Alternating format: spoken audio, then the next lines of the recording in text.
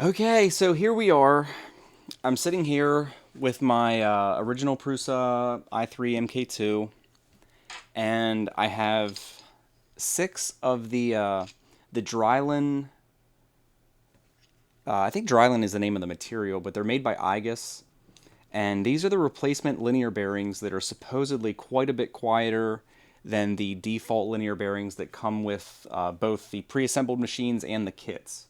So I don't think this machine is obnoxiously loud by any stretch of the imagination, but it would be nice if it was quieter, and these are supposed to accomplish that. So today we're going to try to install these. And I got six because there are three on the print head assembly itself, and there are three in the bed, and those are by far the noisiest axes. These ones I didn't buy the extra four to replace the ones in the z-axis because they don't really make that much noise. Simply because there isn't that much movement in the z-axis during most prints. But anyone that's done any 3D printing, there is quite a bit of movement in both the x and y axis. So we are going to try to install these today, and I am exceptionally nervous about it because it seems fairly straightforward, but at the same time, I'm kind of afraid that this might turn into a bit of a quagmire because you could easily disassemble the whole printer and just like install them that way. But I want to try to do this without disassembling anything that I don't need to. So I did post on the official Facebook group for this printer, and hopefully someone that's already done this might stop by and point me in the right direction. But as it is now, I guess we're going to go ahead and start. I think these are going to be the easiest ones to replace because let me turn my second camera on here so we can see what we're talking about. These are the three bearings on the carriage itself, and you can see we have two here and one here, and there's not a whole lot holding them in place.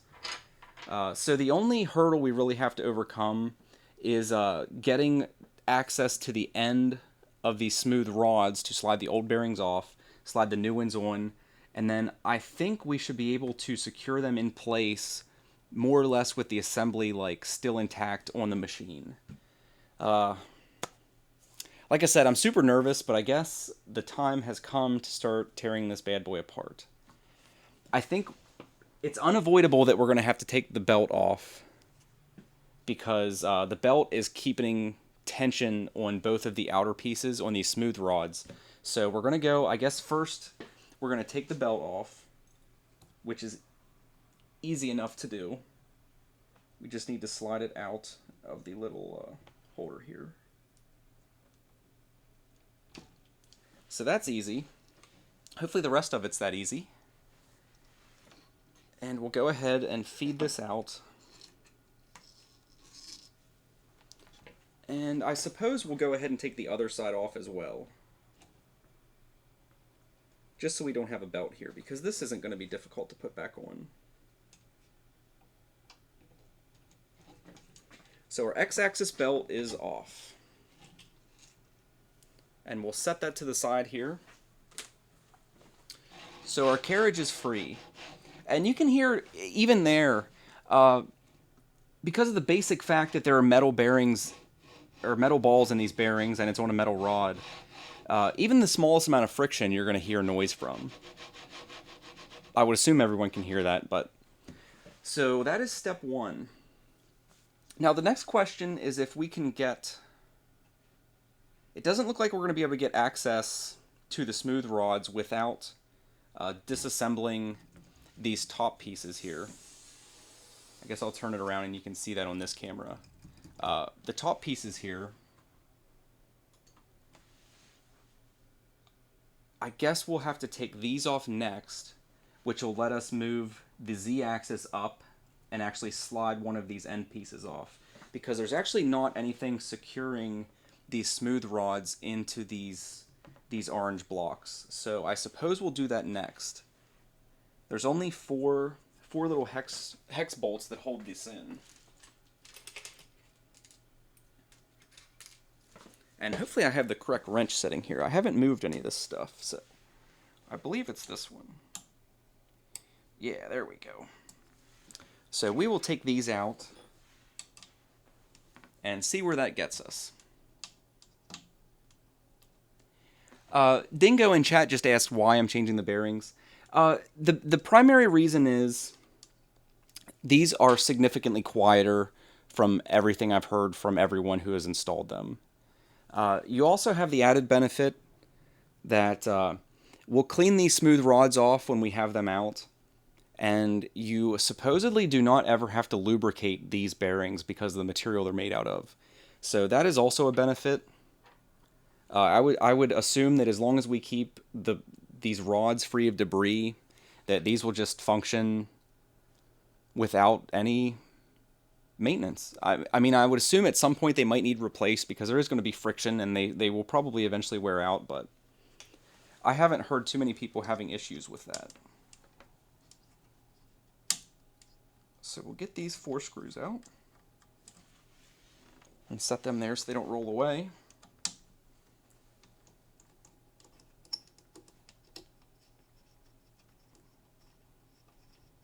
And we're obviously going to have to do quite a bit of recalibration since we are moving so many things here.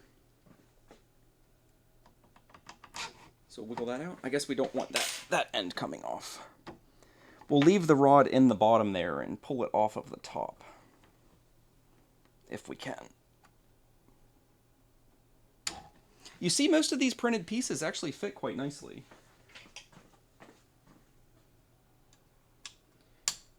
So we get the other side.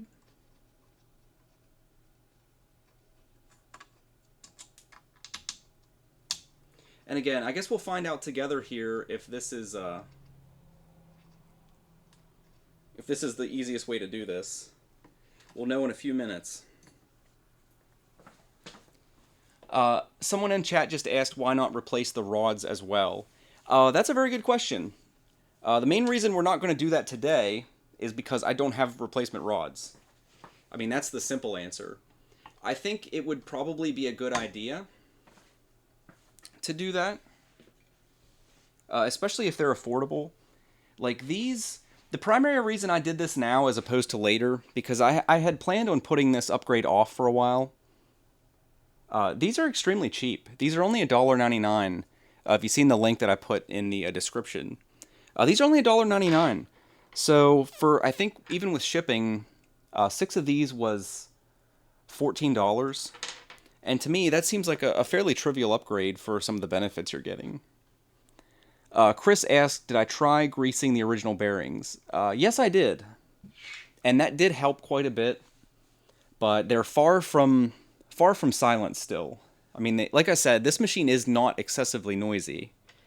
But being that this is in the basement and we have living space directly above, I'm mainly doing this to keep my wife happy. And I also do work in this workshop while the printer's running. So for my own sanity, I'd like to get the machine as quiet as I can. So now we're going to work the Z-axis threaded rods up.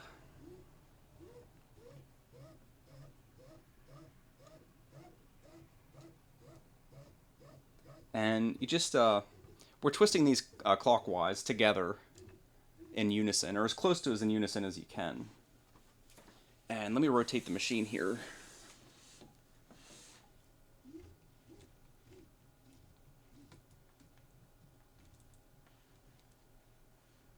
Okay, so we're off the threaded rods. I can see now that we will have to take these smooth rods out of the bottom for no other reason than our motor cable is basically at max length, and I don't want to disconnect any wires. So we'll go ahead and pull these smooth rods out. And our whole assembly should be free here. So there's one of our rods. And we must have another thread on this side.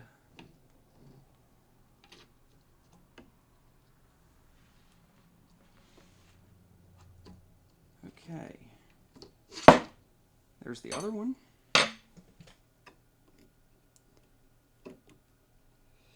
And the issue I'm having right now is that The the cable bunch in the back of the print head is keeping us from rising this up as much as we'd like to. And I don't want to bend my threaded rods. So, I think the easiest thing to do would be to take the bolts out of this right-hand motor so I can drop it down. So we'll go ahead and do that. Like I said, I probably have the least amount of experience doing this as anyone that's watching right now, so just bear with me, and if you see me doing something stupid, just type it in all caps in chat, and I'll try to stop immediately.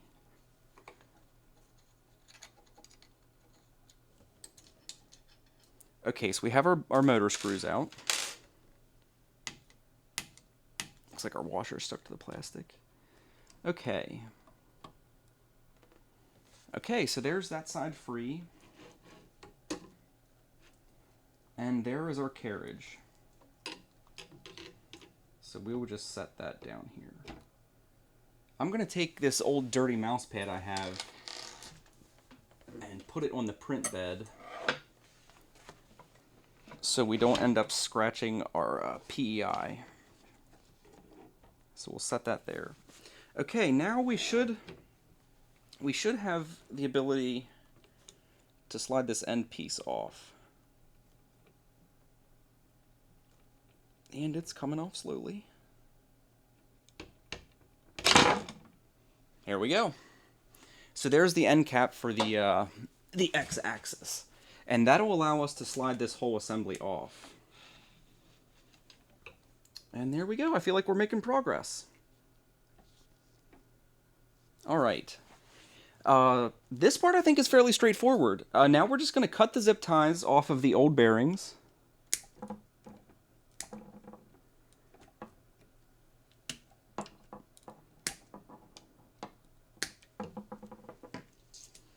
There we go. That's easy enough.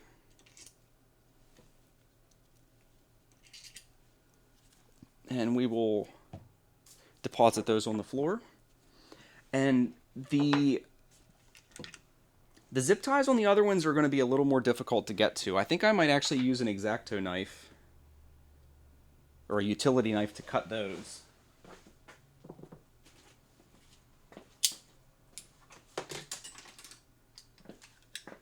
If I can find one. This is a I know you can't see, but this is a comically dull blade, but we'll try to make do with it here. And we're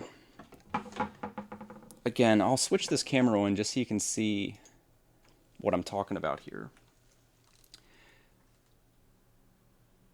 I don't know if that's focusing. I think let me turn autofocus on this camera. That should help.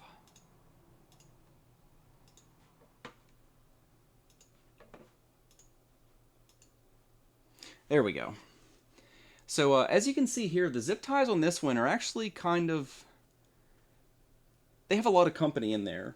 So we're going to try to cut those without interfering with anything else. And it looks like it might actually be kind of difficult to get new zip ties in, but I guess we'll try to cross that bridge when we get to it. Someone in chat said a sharp knife is a safe knife, and I totally agree. I totally agree. I know that sounds counterintuitive, but the sharper your knife is, the less force you end up using, and the less likely you are to do something stupid while you're pressing really hard on what you're cutting.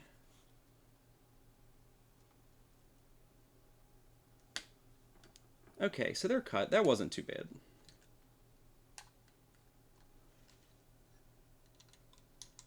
Okay, so our pieces are cut. We'll try to pull these old zip ties out. Again, easy enough. So they are out. And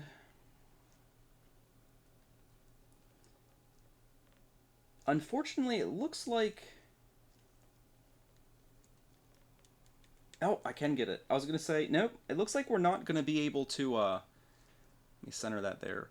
It looks like we're not going to be able to slide that out without cutting the zip tie that holds this wire bundle.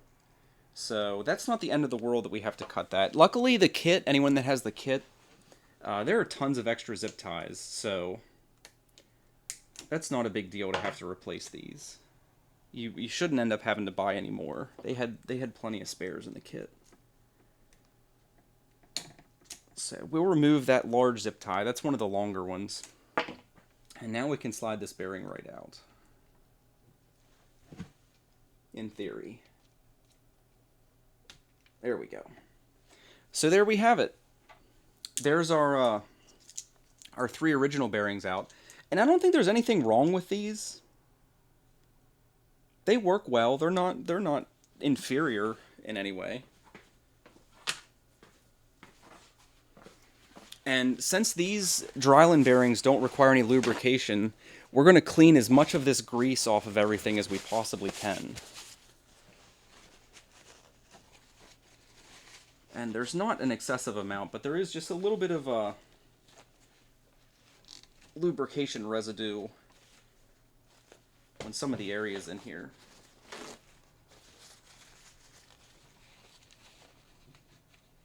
Okay.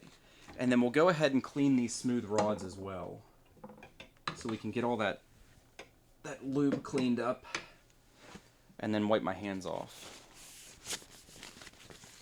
So we'll just try to get all that off.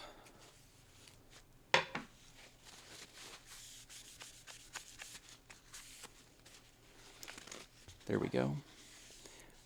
Just trying to let me shift my monitor here. I'll try to keep up with chat. So if anybody's giving me good advice, I'll make sure I try to see it. Planning any other updates? Yes, one of the other things, you're correct. Someone pointed out that one of the other modifications that people do to this machine is replace the part cooling. Well, actually, I guess you could replace both fans with nice, high-quality ball bearing fans. But supposedly, after you do this bearing upgrade, the noisiest part of the machine ends up being the cooling fans, which to me is fantastic because, like, my computer is obnoxiously loud with the cooling fans in it because I have a fairly decent PC. But I do plan on doing that. Luckily, the most complicated part of that upgrade is just cutting the zip ties on all these cable bundles and rerunning a cable.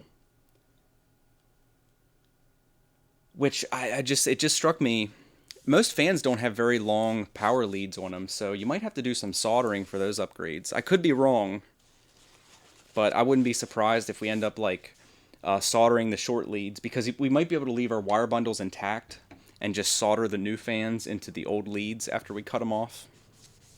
But we'll have to find that out when I do that later.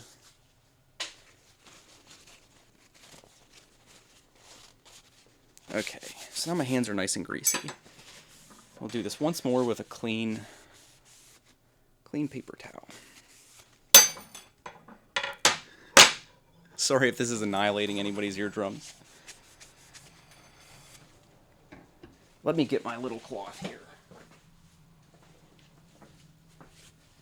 This is, I used to play Magic the Gathering, and I never liked buying play mats, so I always used to sew my own. So it's just a piece of material sewn on like a felt backing. I'll set this here so I'm not making tons of noise.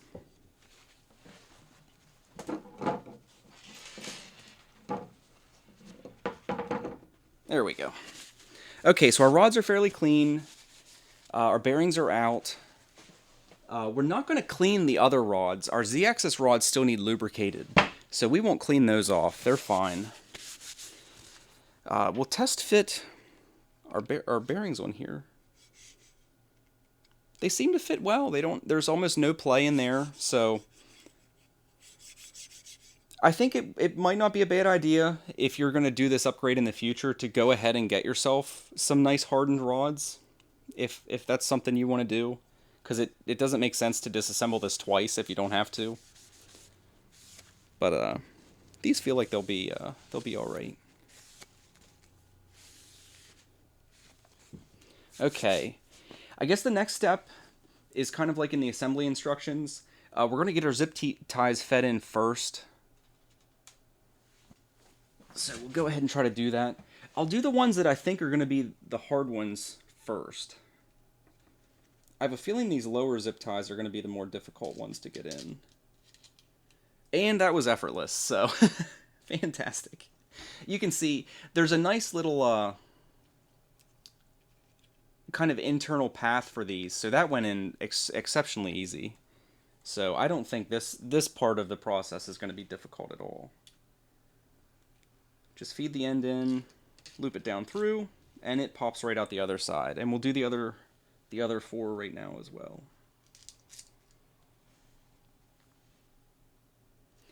I did see some people saying that you don't want to put a ridiculous amount of tension on the zip ties for these because you can deform these bearings if you because they're kind of like a I don't know what the material is, like a plasticky resin kind of composite kind of thing. So we don't want to like crank down on these too hard because they can't move laterally because the channel that they sit in here has end stops on it, so it's not really an issue.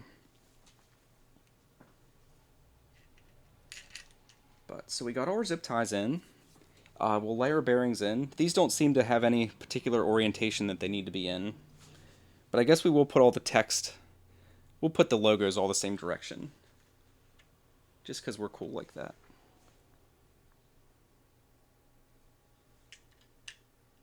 So there's the first 2. You can see they sit in there nice.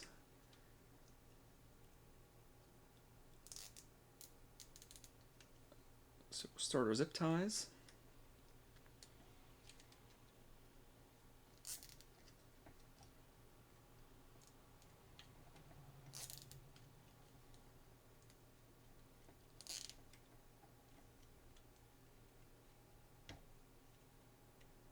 And I will, if you see there's a little gap there in the middle, I'll just push these both to the outer stops. I don't know if that matters at all. It probably doesn't, but we'll go ahead and do that. And then we'll tighten these ones down.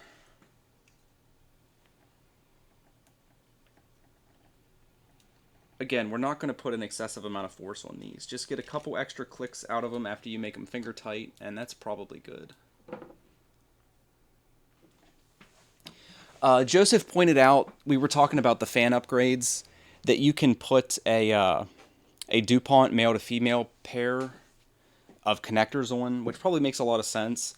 That way, if you ever have to replace it in the future, you're not going to have to get your soldering iron out to do that. So that's probably some good advice. Joseph also, I just noticed that comment, said that you don't need to cut the zip tie. You could be right. I could have maybe wiggled that around a little bit more and gotten it out without cutting it, but I don't think it'll be a problem that we cut it. And we'll rotate these the way they were before, where the heads of the zip ties are towards the top of the unit, because they just lay down a little bit nicer. And we'll see if we can maybe get one more click out of them. And it doesn't seem like we can, so we'll just leave those as is. Okay, so there's our top 2 bearings. And before we trim the excess, we'll go ahead and put our bottom bearing in here. And this one's a little bit tighter of a fit. Because we have to kind of get it centered under that cable bunch and then force it in just a little bit. And there we go. I had kind of expected that this part wouldn't be that difficult. I think the bed bearings are going to be a little bit more of a pain. I could be wrong, but I just kind of anticipate that they'll be a little bit more of a pain.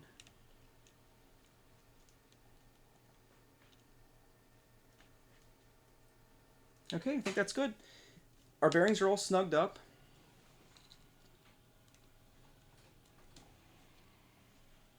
There we go.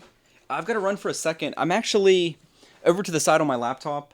I'm converting some home movies that my family has from like the late 80s when I was a kid and my cousins were kids.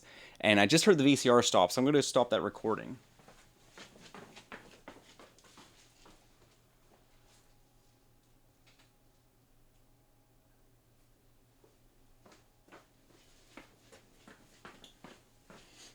Okay. Most of my family doesn't know I'm doing that, but they're going to be pretty pumped to see some of those.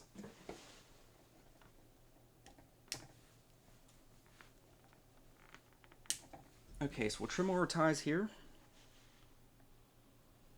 And then when I'm done this, I'll take a moment to read the chat again. Because I see quite a few messages there, and I want to make sure I'm not missing anything important.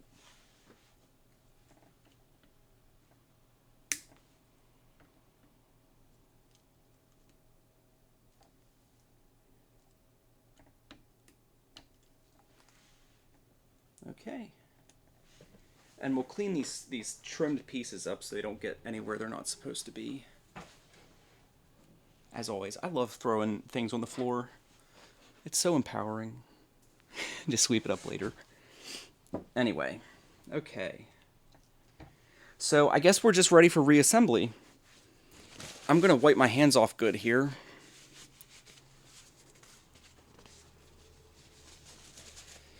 Okay, like I said, I'm going to catch up on chat here. Joseph's trying his best to help me out, so I'll try not to ignore him. Put the rod in and move it back and forth. That's probably a good idea. Probably should have done that before we tightened the rod, but it doesn't seem like we have any binding. They seem to move okay. Because there's not a whole lot of room for the bearings to shift around once they're in there.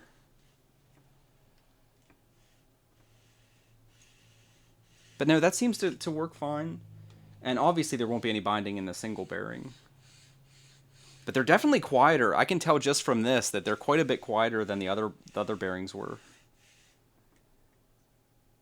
And there's actually less play in these bearings than there were in the normal ball bearing ones. But okay, very cool. So we'll start the reassembly process here. And I guess these rods are the next step of that. So again, we'll just try to make sure we have all this grease off of here so they don't attract dust. And we'll put our rods in.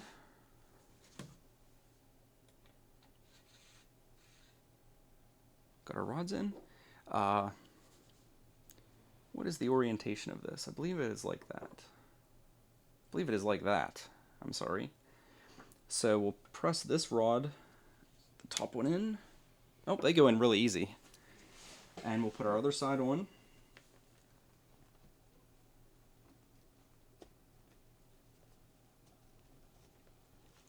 And we'll just kind of press this all together till they bottom out. Okay. So their carriage is mostly back together. And I want to make sure I do this in the right order. We're going to have to put these rods in after we get this up where it's supposed to be. Skip the step here. We're going to have to pull this side back off and put it behind our threaded rod, because we don't have enough play in this cable to get up over top of that threaded rod.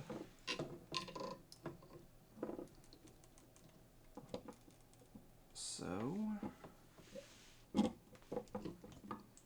there we go. And we're not going to thread these in because I need to work these smooth rods in. So we're going to come up. How do we want to do this? We're going to come up through the old ball bearings here. And then bring the smooth rod down in our bottom piece. I believe is the way we're going to have to do this. Let's wiggle that up through. Come back down in our mounting hole. All right. And then I believe the next step will be putting the screws back into our motor that we had demounted. And we're going to make sure we put our washers back on these screws too, because they fell off. Steve in chat just pointed out something that I missed. I do need to put that long zip tie back in the cable bundle, but I think we can do that after we get these rods sorted out. But we do want to make sure that we do that, because I think we might have some strain problems on some of those wires if we don't put that back in, because the the actual wire bunch that goes to the hot end is kind of unrestrained without those. So we'll get our motor screws started here, and then we'll go back and do that. Thank you for that, Steve. See, it's like I said, I'm far from an expert on any of this stuff. The entire purpose of me streaming this is so that other people that are new won't feel bad when they're doing some of this stuff and trying to struggle through it. No, Joseph, I'm not. Again, I totally agree that it's kind of stupid of me to disassemble this and not put them in hindsight. I just I didn't feel that they were making hardly any noise at all, because once they were greased, they were almost silent. So I might find myself like replacing those later if I'm not happy with how quiet the machine is, but for now I think this will be satisfactory. So we're just going to retighten the four bolts on our motor here. And they don't need to be crazy tight, so don't go nuts on them.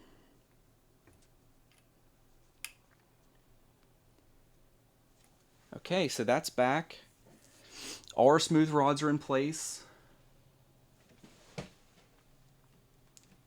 Our threaded rods are lined up. And we're more or less going to do like you do with a normal screw. We're going to go, what would that be? We're going to go clockwise until both of them click once and then stop, which means our threads will be lined up to start in again. And they should be fairly close to each other at that point. So there you heard that one click. And there that one clicked. So now we'll start rotating them counterclockwise, which should bring our whole Z-axis carriage down. But you can see, I know we're not moving that very fast, but the Z-axis bearings don't make hardly any noise. Okay, I think that's enough. And then you could hear before that even when I just moved this kind of slowly with my hand, it made all kinds of noise. And now we just hear a tiny, tiny little bit of friction. But, no, you're right, Joseph. I did have it disassembled. Joe's pointing out that, being that I had this all disassembled, I should have probably just replaced all four of these. And I guess I would recommend that people do that, because for an extra $8, you can just buy all four of those bearings, and you might as well just throw them in. I wish I would have ordered 10. You'd need 10 total, because you need 3 for the head, 3 for the bed, and then 4 total for your Z-axis. So it's probably worth just spending the extra $8 and saving the frustration of potentially disassembling this again later. But yes, excellent point. Duly noted. So now we'll just put these back together. Make sure you get them on the right side. There's a little bit of pressure on the smooth rods, so just work it down over that. And these pieces don't actually touch the threaded rod. So just wiggle it down over the smooth one. These should be like on my machine, these are perfectly flush with the top of this aluminum carriage, to give you an idea of where they should be lined up. And then we'll put our screws back in. In theory. And find our hole. There it is. And being that these holes are threaded, they should go in easily. So if these are turning hard, just back them out again and try again, because you don't want to cross thread anything. Ideally, we don't want anyone to be able to tell that we ever had this apart. It's like anything you ever tear apart. Don't want to damage anything in the process. Kind of again, we'll go counterclockwise until we hear a tiny click, which means our threads are lined up, and then we can go ahead and put them in.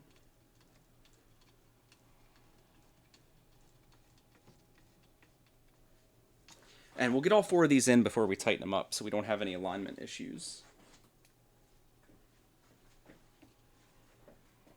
These ones might be a little more interesting to get in. since they're between these two rods. Oh, that went right in.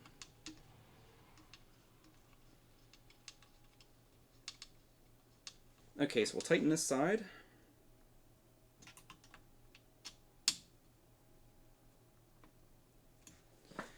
And we have one more on this side.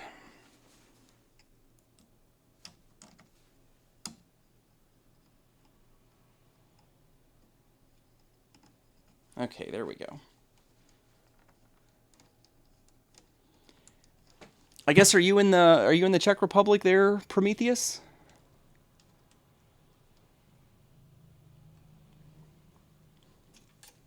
It seems like there's a little bit of dispute amongst people in the chat whether it's worth replacing these. It's one of those deals. If you're gonna lose sleep over $8, don't bother doing it, I guess. But like for me personally, I wish I just would have spent the $8 and replaced them.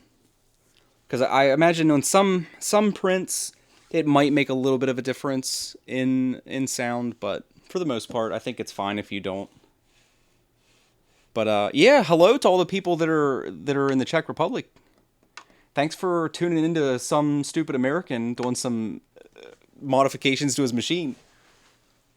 I'm glad people are interested enough to watch. If anybody's curious, I'm in Pennsylvania.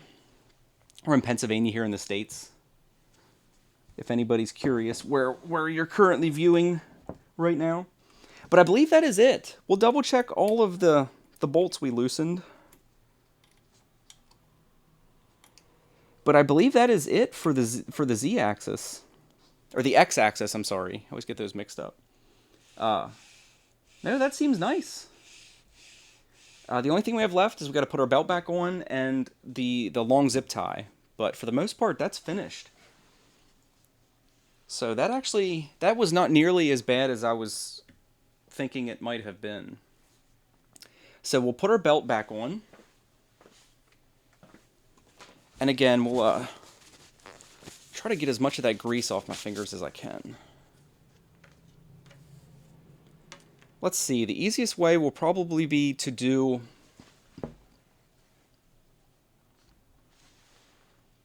it like so.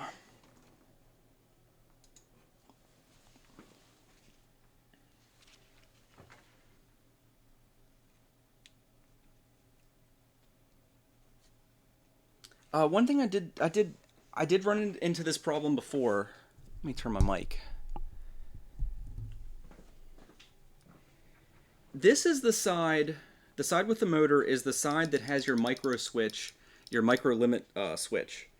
We want to have as little excess of this belt sticking out as possible on that side so it doesn't end up hitting anything and limiting the travel of the carriage before it hits the limit switch. So we'll try to have as little excess belt sticking out on this side as we can. So we'll get it started there, and then use our needle nose pliers and work that in.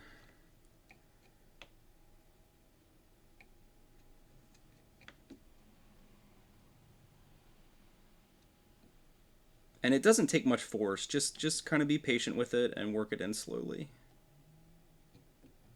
Because it's not a super tight fit. And then we'll just pull that to make sure that we have all the excess slop around this round piece out. So there we go. There is side one. And I just realized that I put the belt on upside down. So nobody laugh at me here. Be nice.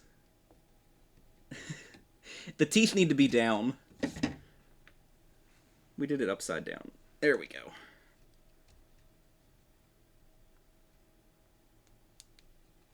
Okay. Let's get a little more excess out of there.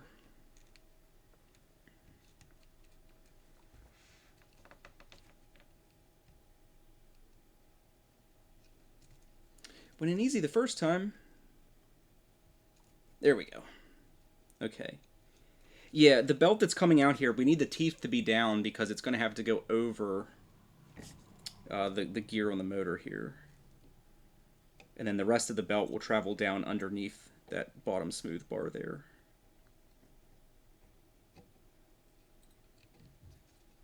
And again, we'll just tug on it a little bit to get the excess around this loop. Okay, so there we go. We'll do the same thing we did during the original assembly. On this motor, we're going to remove these two bolts. Yeah, we're going to remove these two bolts so we can pivot the motor in towards the center of the machine, and then we'll pivot it back out to tighten the belt.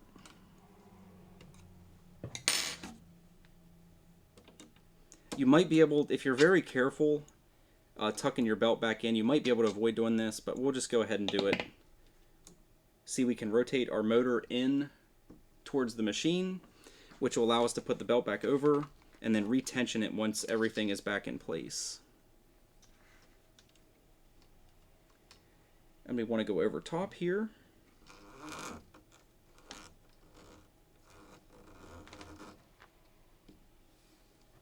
And then back through our orange block.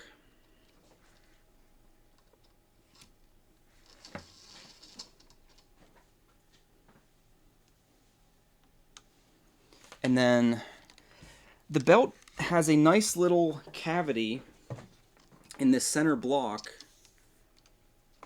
You'll see it goes right under where the other piece of the belt is, and it's kind of locked in that channel there. So to make sure it feeds through there, and then we'll come out this side.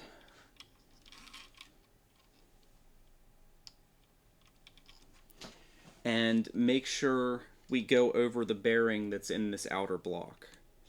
And you see, with it done correctly, everything lines up. Our belt spacing is nice.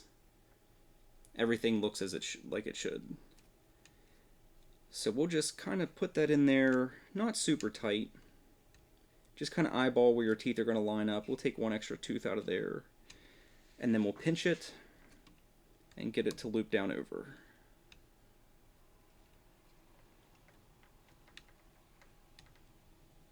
There we go. And again, just be patient with it. Don't try to force this. We don't want to damage our belt. But even without the tension, that's already fairly snug.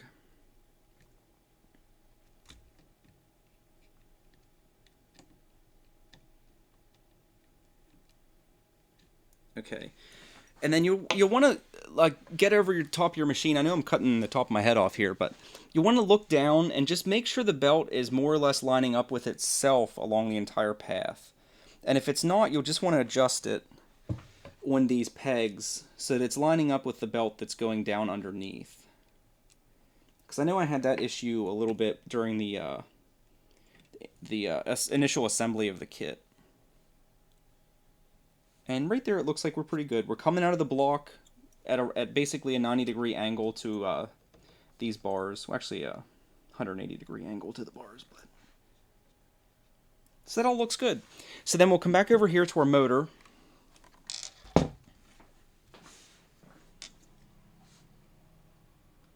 And now we can just rotate this back into place, which will tension our belt nicely. And we'll get the first one started, and then get our other bolt in there. And yeah, that's nice and tight, just like it should be.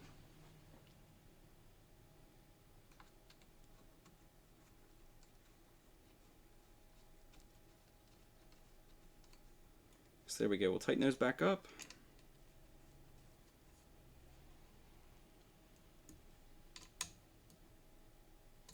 And our belt is back on our machine.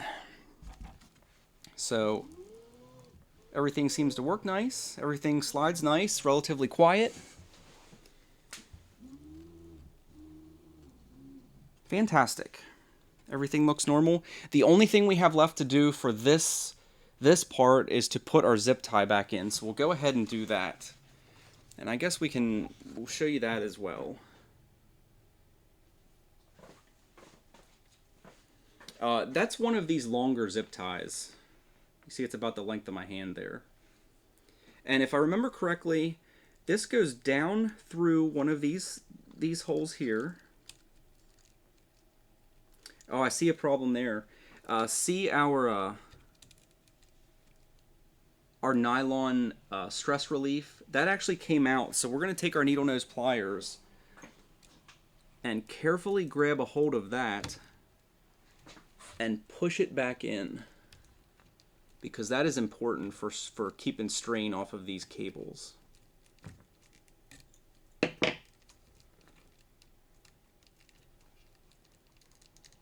There we go. And now you can see kind of that our entire bundle is nicely pressed up against the back of this block again, where it should be. And now our zip tie is going to go down around everything. Make sure it goes around the outside of all these wires. There we go. And down through the other orange piece, down around all of the hot end wires and the coupler, if your kit had that coupler. And then back up the other side and do the same thing. Make sure we get all of those wires in that bundle, because this keeps them all in place.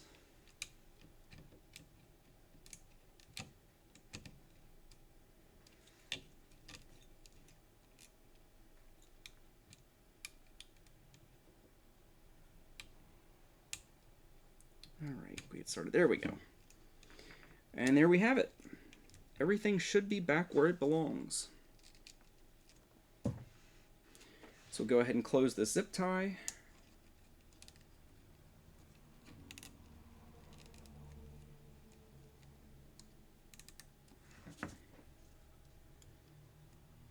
And again, we don't want to make it super tight. We just want to make sure it's keeping all our wires nice and neat that go to the hot end and all that stuff. We don't want to pinch or chafe any of our wires. And I think that looks good. And we'll trim our excess. And I believe that is everything. I'll check chat if anybody thinks I'm missing anything, but I think that is the entire process complete for the for that part of it, at least. So if anyone's just interested in replacing those, that should be all that you need to do. Again, I'll take a second here and catch up on chat.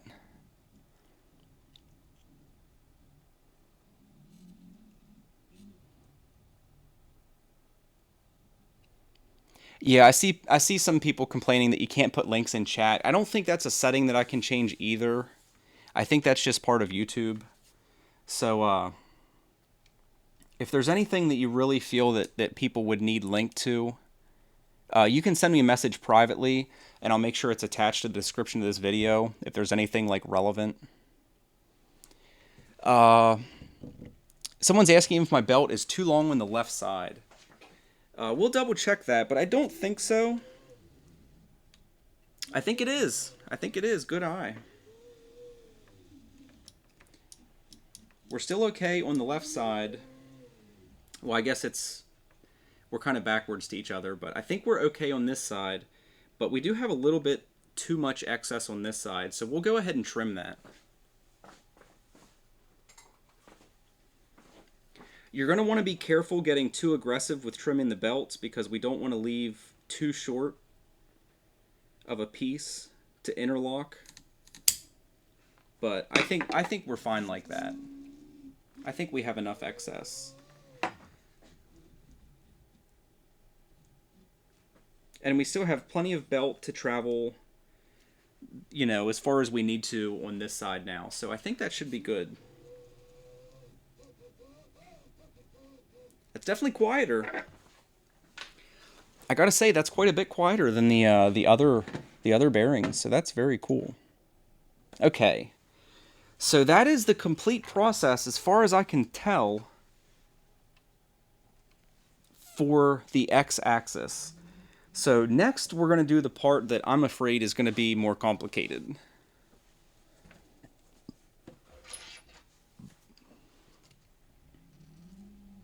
You are correct. Someone pointed out that these rods are not polished.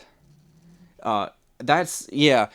They mentioned that under a microscope they look pitted. I don't think you even need a microscope to see that. You can see that they kind of have like an almost like satin finish. So hopefully that won't be an issue. It might lead to the Drylin bearings wearing out prematurely, but hopefully that won't be the case. But if it is, I'll do a video about it eventually. Whenever that happens, I'll do a video about this entire process again. We'll put new bearings on, and I'll source some polished rods to put on at that time, and we'll just fix that problem. But hopefully I'll get at least a year or so out of these. I mean, if we do that for 14 bucks, I'm content. So next are the bearings in this part of the machine. And I think it's going to be a similar process.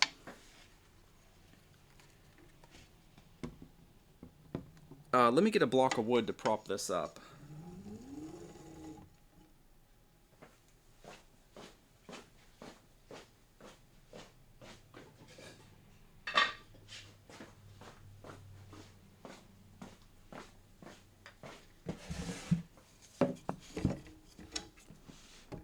There we go.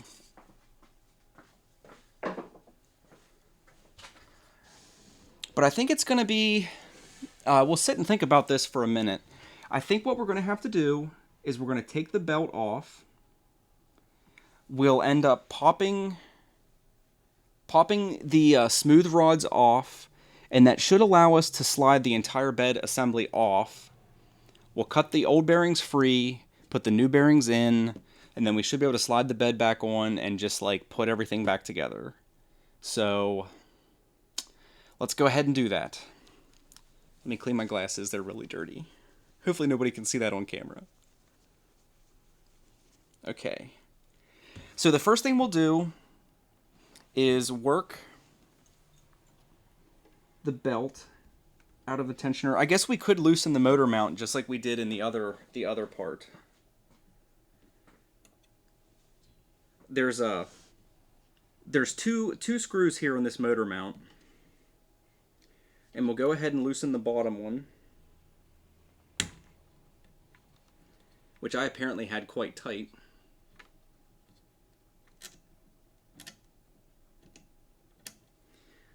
Okay, so that lets us take the tension off of the belt, and we'll get our screw out of there.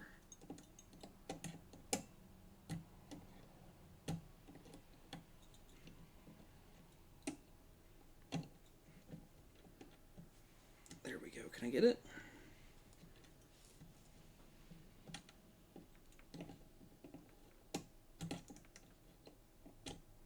Okay, so there's our screw out. So that gives us plenty of tension. We'll work this out of the little tensioning block.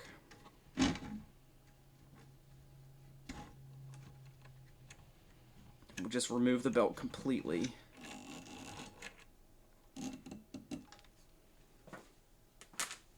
I do see too, I'll just comment on this briefly. I've seen people complaining that this back mount for the motor actually can torque a little bit because it only mounts on two sides, and the motor itself has quite a bit of leverage against these threaded rods. So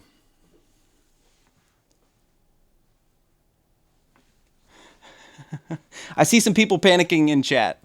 Oh, apparently I can leave the belt. And I see what people were suggesting. They're suggesting that I just take the bolts out of this block and remove the whole thing instead. But we've gone too far. I don't think that's a catastrophic error to make, Joseph. Joseph, don't lose faith in me. I think we'll still be okay. It'll just be a couple extra steps when we go back to reassemble things. So our bed is free. Let's go ahead and set the machine back up. And then, unless I'm mistaken, all we really have to do now is cut the zip ties that are holding these rods down.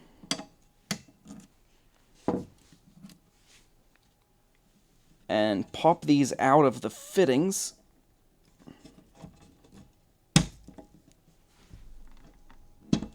Okay. And then we should be able to slide the entire bed assembly out. Okay.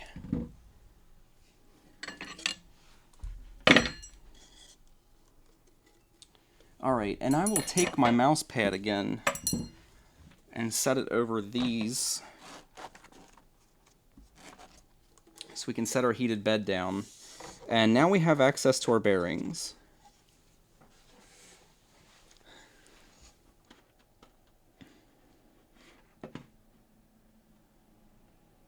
Yeah, we'll definitely have to recalibrate essentially everything. Don't get mad at me, Joseph. He was saying remove the 4 screws and separate the heated bed from the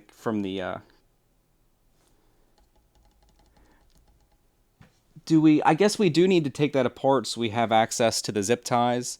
It looks like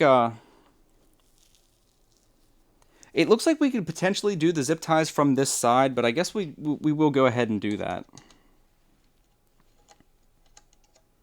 That seems to be a smaller size there.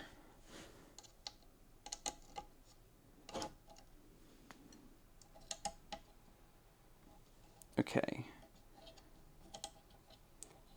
So we'll take these 4 out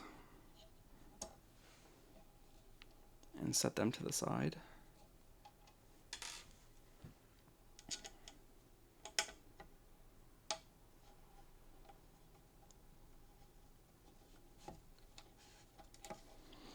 Sean in chat just said that there apparently were some different pieces for that motor mount that stopped that skewing problem that I just mentioned. I would imagine there's some people that have shared that file, so I might go ahead and print them out at some point and replace that. Because I don't think mine was doing it too bad, but when I was loosening those screws, I could tell that there was quite a bit of tension on the that plastic piece where the motor actually mounted. And you could see that it was probably only a degree or two, but it was kind of skewed a tiny little bit, which might cause your belt to wear prematurely if it walks the belt over to one side of the pulley.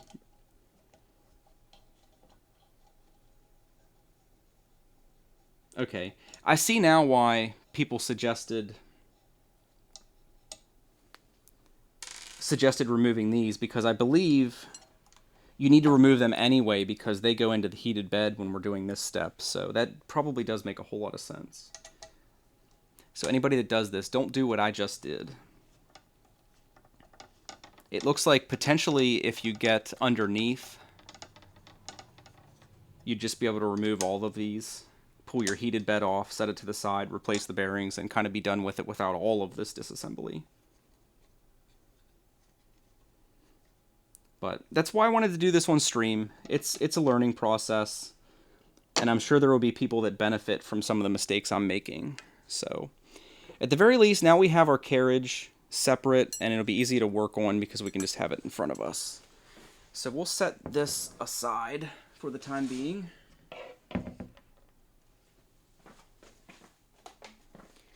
I'll grab a drink of water.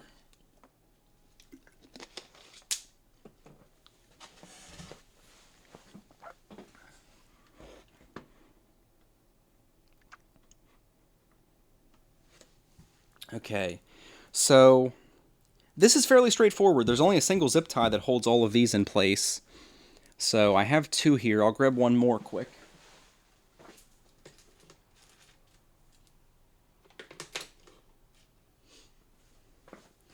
And there's our 3 zip ties. And this part is straightforward. We'll just cut our old zip ties off, take our old bearings out, and put our new bearings in. And someone in chat already pointed out to me that this is the part that people have been talking about where we don't want to over tension or over tighten these zip ties because we can deform the bearings a little bit. So we'll take our old bearings out, set them with the other ones, and again we'll just try to clean any of the oil and grease residue that might be on any of these parts and our fingers and stuff off so we don't get everything messy. Okay, so we'll set our bearings in place. And I guess we'll do our zip ties from the other side. When I did the initial assembly, I had a problem where the zip tie heads were actually like touching the bottom of the heat bed. But I guess it makes sense to have them on the top side as opposed to the bottom.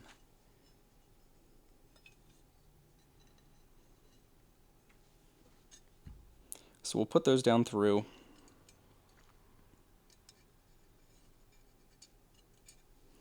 Like so. Oops, I actually have that one backwards. Make sure your head is facing the right direction so you can actually feed the end back into it then.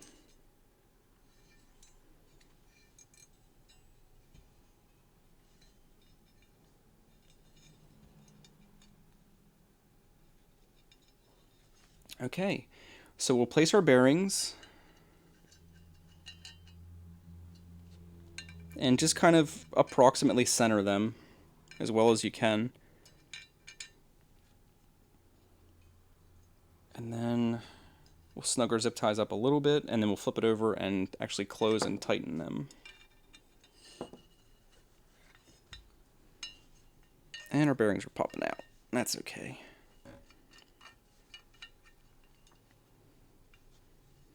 Okay, so we'll start closing our zip ties.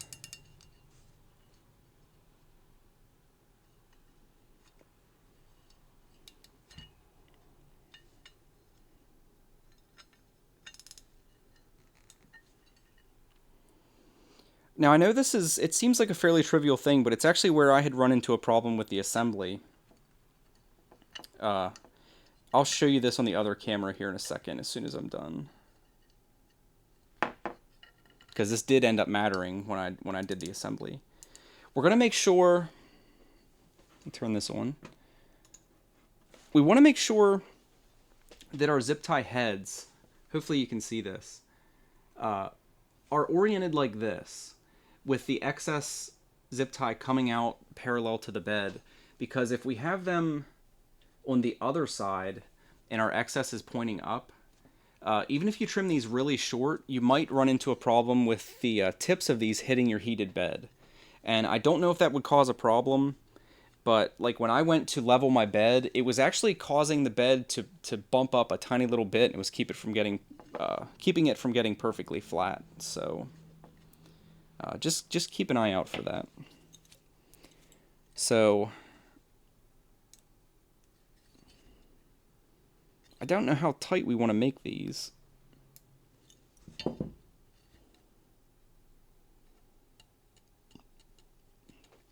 Has anyone done this? Like how tight should these be?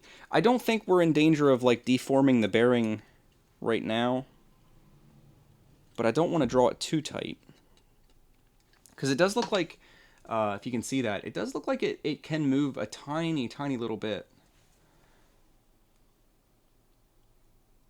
Okay, that's not a bad idea. We'll clean our access rods off here, and we'll put them in. I didn't tighten all of them up. I only did one of them. I only got a click or two out of the other ones. So we'll put our rod through, and no, that seems to move just fine. So we'll leave that in while we tighten these. So I think this one I already tightened up, but this one, there we go. We got another 2 clicks out of that. And that still seems to go fine, so I think we're all right. And there seems to be very little play, so I think we'll be okay. If you move these, like if you grab a hold of it, you can shift these, but I think that's still okay. I'm afraid to take too much, put too much tension on the zip ties, but I guess that'll be all right. But I don't know if Joseph's irritated about that. But I honestly, if you tighten these down, I don't think it's going to be an issue if you don't have the rod in there. There's really nothing that's going to prevent these from shifting back to where they should be if you tighten them, because they do have a little bit of play in here. So I don't think that's the end of the world. Actually, it's beyond that. I don't think it's even something you really need to do or worry about.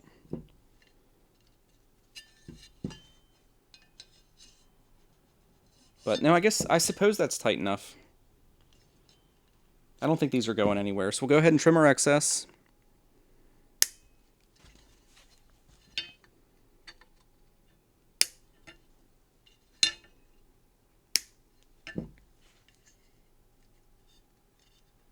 And I think that's it. I think we have our 3 bearings in.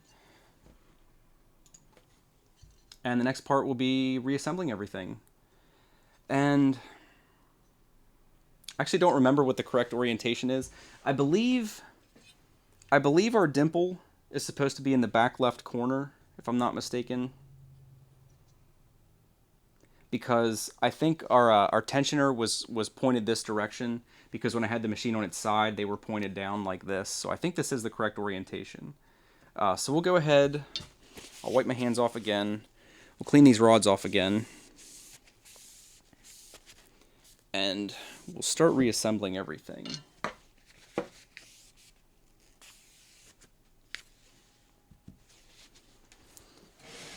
So first, it'll be like so. First we'll put our screws back into our heated bed, which are the 4 smaller ones that we have here. And I had one of the, apparently there seems to be a little bit of variation in these. I had a bottom carriage plate that the screws actually thread into. The fit's so tight that they actually thread themselves into the metal, so I have to start them a little bit, because they don't just push through.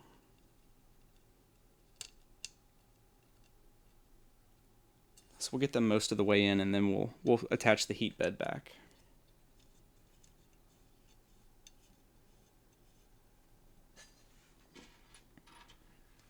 But it's funny, I don't think this axis was actually as complicated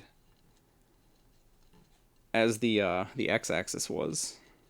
Which kind of surprises me.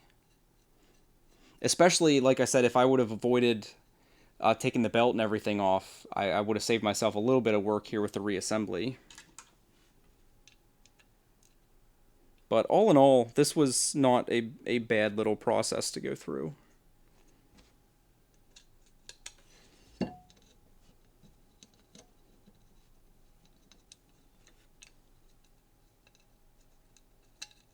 And we'll just get them in, like flush with the bed, so they'll start okay into this piece. We'll double check our alignment. Like I said, this is the way it should be. So it'll sit on the heat plate just like this. And we'll go ahead and put our screws into the heat bed itself.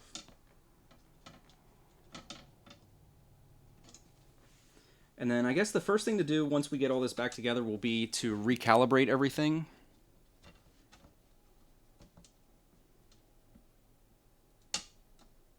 I think that'll be unavoidable. And like I said, if your bottom carriage plate is like mine, like make sure it's actually tightening up against the heat bed, because like this one, the screw is tightening into the carriage plate and not wanting to thread into the heat bed itself. I think there that time it started properly. And we'll just make sure there's no gap. It did not, again.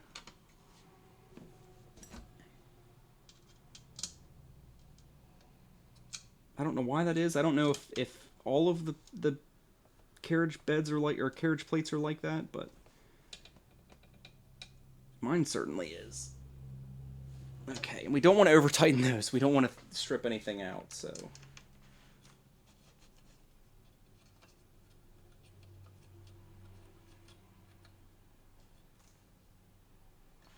Okay, just snug them up. I'll move this back over here so I'm not reaching.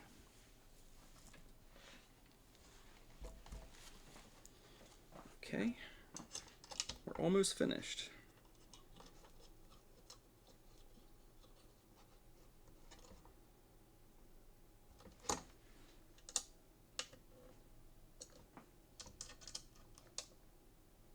And we'll double check that all of these corners draw down correctly. And it looks like they did.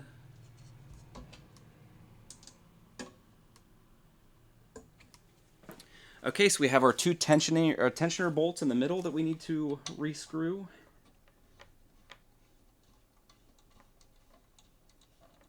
And again, even the instruction manual stressed to not over tighten these.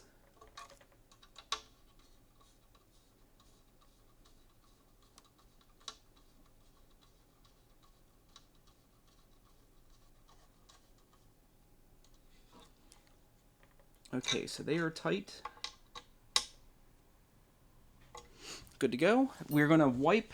I'm going to get a clean paper towel and wipe all my fingerprints off the bottom of this heat bed.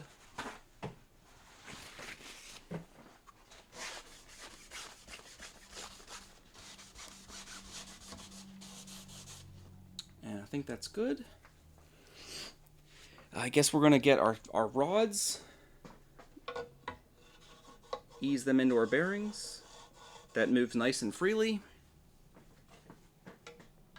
And obviously this one's going to move nice and freely because it's by itself. Move our mouse pad. And then we're going to rotate this back into place. And I actually left the zip ties in these back pieces so I can just push the ends of the rods back in.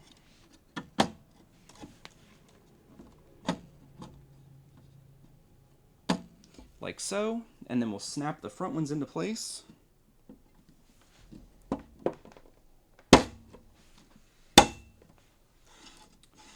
And that is our y-axis. It's our y-axis bearings, and that moves really nicely. So I don't think we're going to have any problems with binding that some people were worried about. Everything seems to be nice. Everything seems to be going well. So the only thing left, we will put zip ties back on these pieces.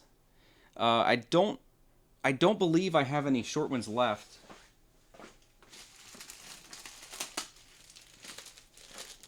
So we'll finally have to open. This is the first I've had to get in my bag of spare parts, but we'll actually get two of the short ones out of our bag here.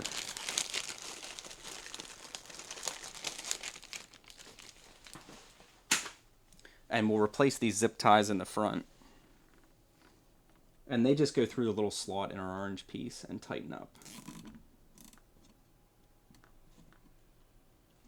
Yeah, thanks for stopping by, Steve. All of these stream videos I do will stay up on the channel, so if anybody ever needs to come back and take a look at this, it'll be there. And if you're interested in seeing anything in the future about my trials and tribulations in 3D printing with the Prusa i3, go ahead and subscribe because I'll be doing videos on a regular basis. So thanks again for stopping by.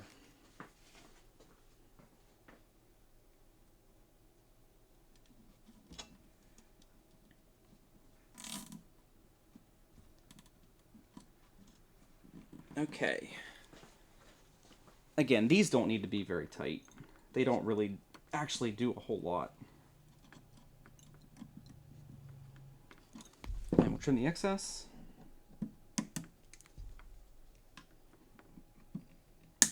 And the only thing we have left to do is to reinstall our belt and put our motor screw back in. So we'll set the machine. I actually want to set it on this side, but we'll try to get by with it on this side. And we'll get our block of wood again, just so this doesn't flop over and damage the control panel. So we need to get our belt back on.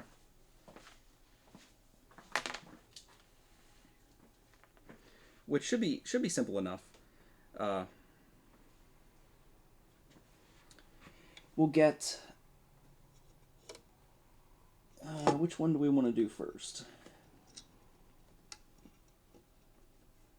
We'll do the one that's harder to get to first. The top one seems like it's a little tougher to reach.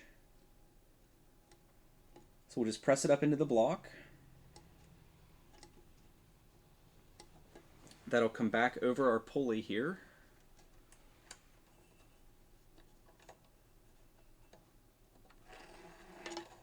And then run back to our motor. Make sure you route it correctly above this frame piece. go around our motor pulley. We're going to make sure, just like the other one, we're going to make sure that our motor is rotated on its mount towards the tensioner. Not a whole lot. I think that was a little too far there.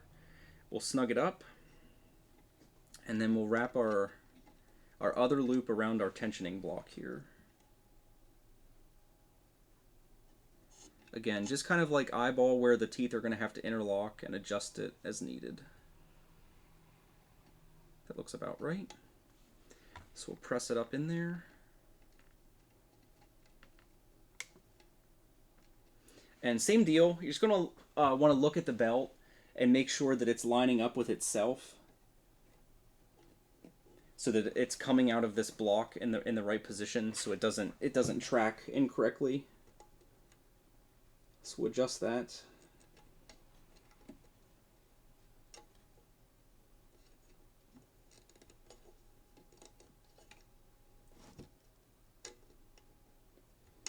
While everyone stares at the top of my bald head. Okay.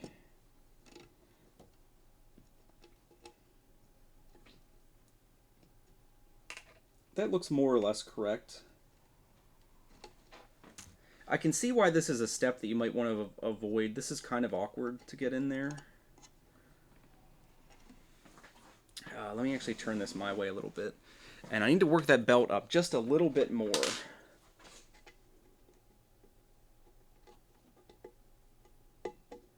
Because we want to make sure this tracks correctly and doesn't walk around on the pulleys.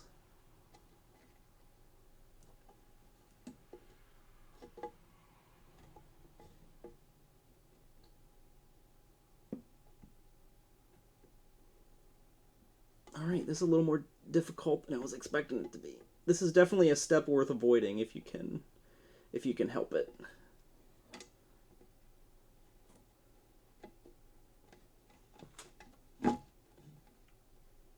Okay, I think that looks good.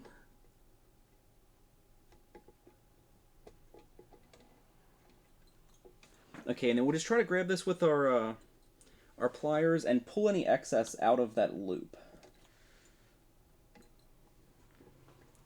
so it doesn't work its way out later. Okay, and then it looks like when we pull our motor, rotate our motor back into place where the bolt's going to be, that I don't know if you can hear that, but it sounds like we're going to have approximately the correct amount of tension, so that should be okay. So we'll rotate our motor into place and then put the bottom screw in here that holds it.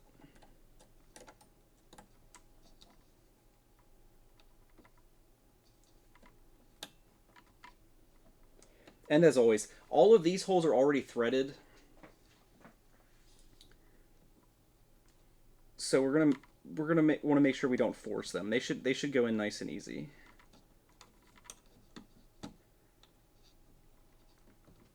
All right.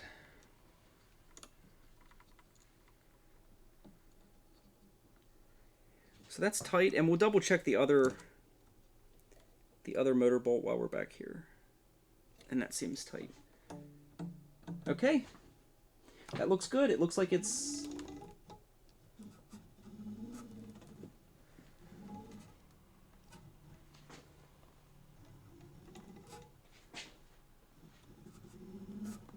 looks like it's tracking properly. I do actually hear the teeth rubbing on this pulley here a little bit, so we'll probably adjust that. It looks like it is running a little bit lower than it had been before.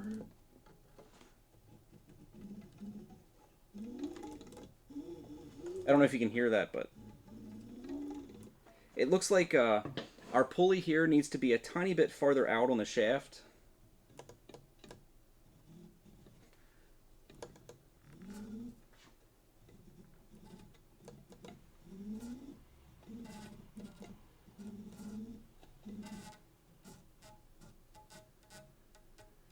I don't know what I'm hearing. I hear something.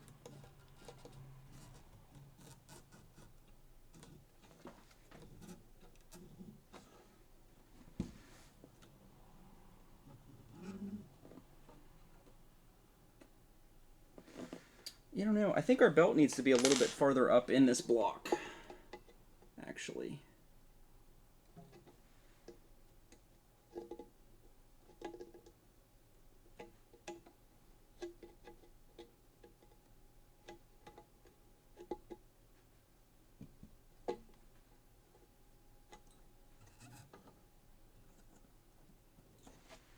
Because I think it's rubbing the side of this pulley here.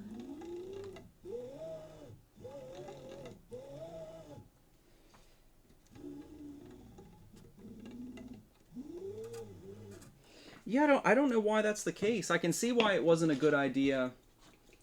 A good idea to take the belt off without needing it. It looks like our belt is not running perfectly straight like we might hope it would be.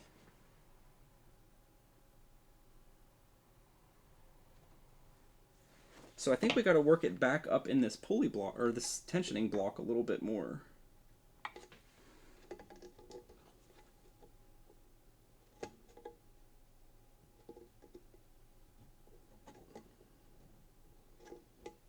Sorry, I'll try to do this as quickly as I can.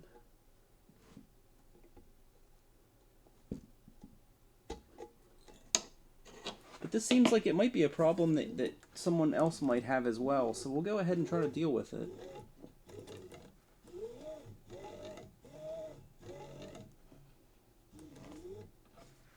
Let me try just using the bed so I'm not... Yeah, it seems like our... It looks like we might need to move this belt pulley down a little bit. Next time I know. I did learn a lesson today, that's for sure. But I think if we adjust this on both ends, that we might be able to rectify that.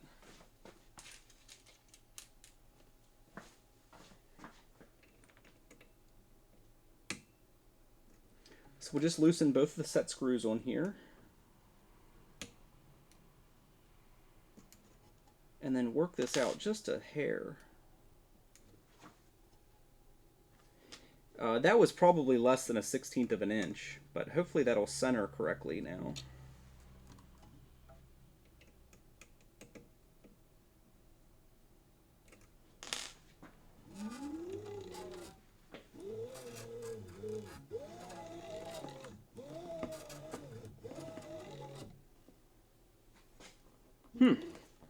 Interesting.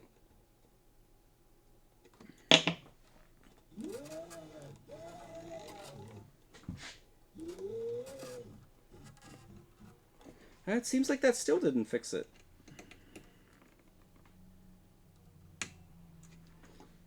Well, just a little more. I think we'll have to move that front pulley a tiny little bit too. But we'll make sure that it's running true.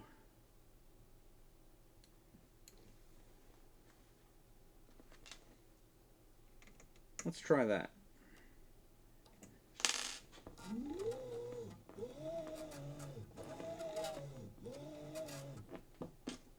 Let's go a little bit more. Just make sure that, we'll try to make sure that our belt's like dead center in here.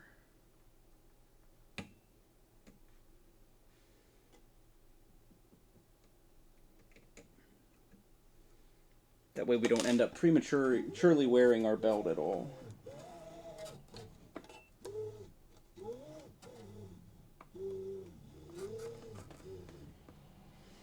Yeah, I think I need to... I think we'll, as much as I hate to, I think we're going to remove this motor mount again.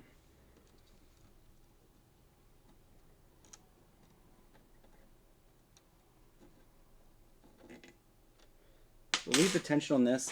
And I think the problem is that our belt's not coming out straight of this block here. So I'll try my best to get this coming out of there straight.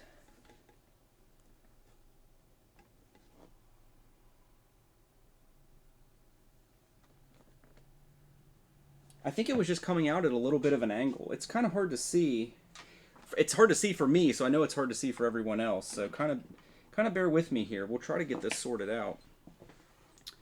Wish I could set the machine upside down.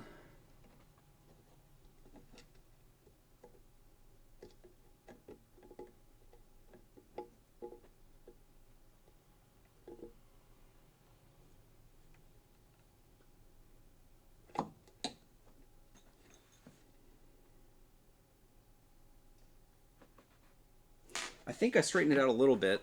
I'm going to move over here and rotate the machine towards me so I can see it a little bit better. Everyone's not staring at the top of my head the whole time. Okay. So I'll try to just get this sorted out here quick. Try to get this as straight as possible.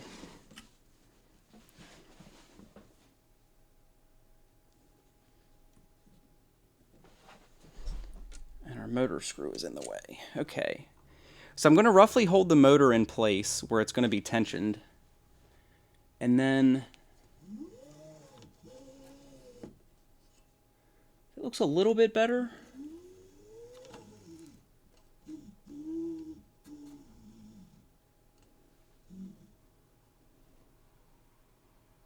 It's still just not coming out of there straight. I'm gonna try to set this upside down. I've never done that before, but I think we can get away with it.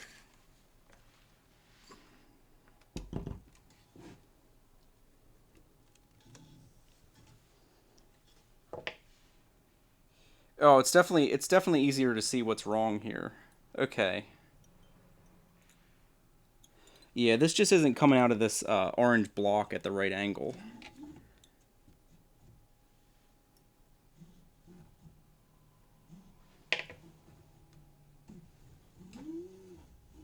Okay.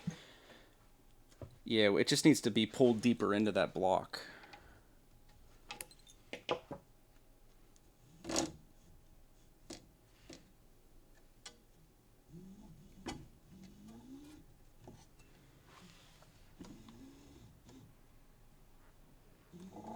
Okay, so I should be able to fix this now.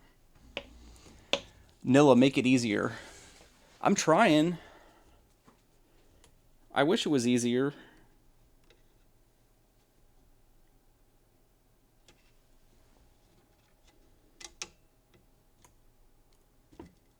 Believe me, I wish it was easier.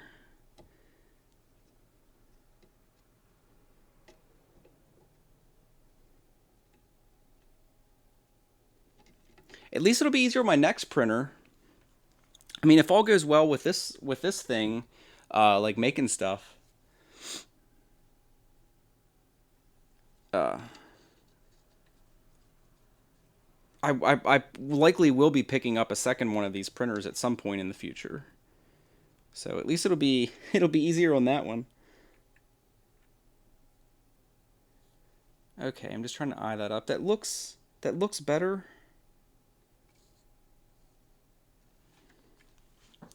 I'll run this up to the end here and see. It becomes really obvious when the block gets close to one end or the other, because it'll show you if it's going to walk the belt or not. Because yeah, when I was moving this pulley, it looks like I was trying to overcompensate. So now that it actually is fixed, we can go back in towards the motor a little bit on this pulley.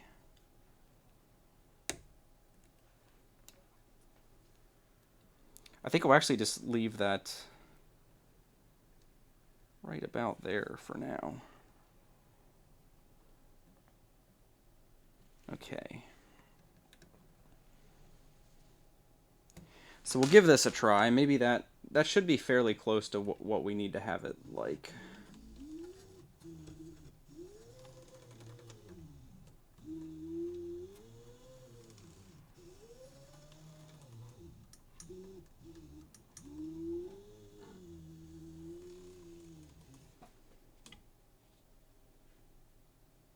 Okay, so we got one side fixed. We just need to adjust the other side now. Okay.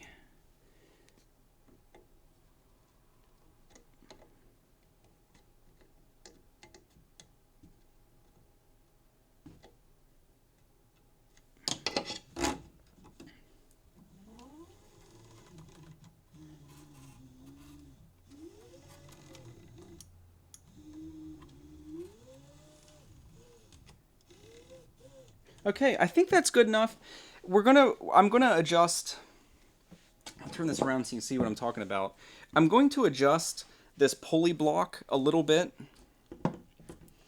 This pulley block needs to go this way, just like a 1/16 of an inch or so, to really just keep the belt dead center. So we'll go ahead and adjust that, because that should be easy enough to do if I can get the wrenches in here.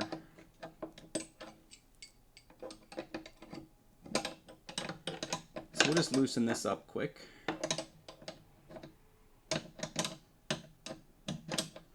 Quick obviously being a relative term. Okay, so we'll loosen these nuts and kind of let this more or less float where it wants to be.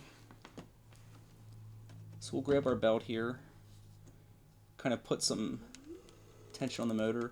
Yeah, it looks like it just needs walked over a tiny little bit here. Maybe something like that. And that looks about right. It's still not running as straight as I'd like it to, but I think that's enough. I think that's close enough.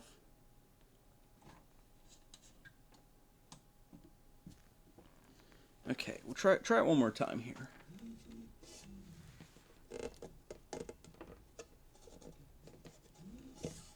Okay, there we go.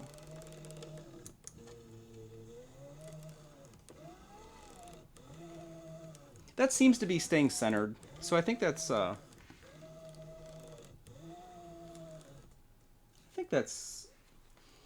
acceptable-ish. I still think the belt's not quite coming out of this block like I'd like it to. It looks like I went too far now.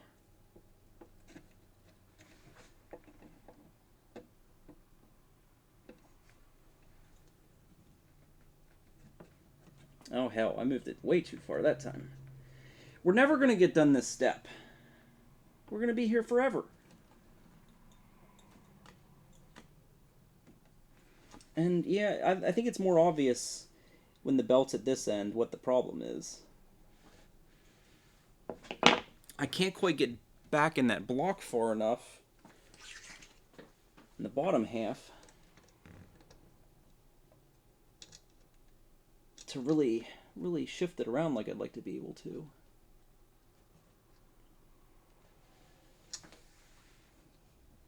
Because it's just coming out of there at kind of a weird angle on this side.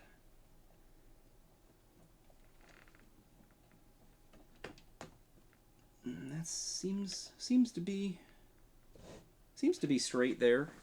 Let me try putting our motor mount screw back in,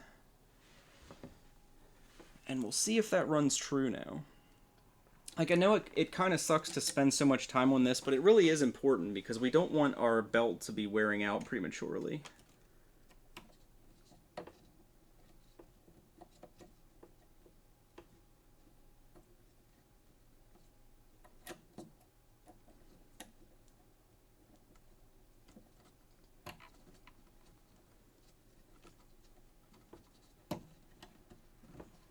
Okay, so there's our motor tension to back up. And now we'll just keep an eye on this, and hopefully it runs fairly true.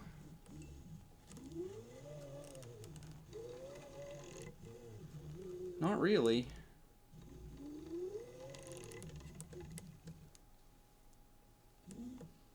Okay.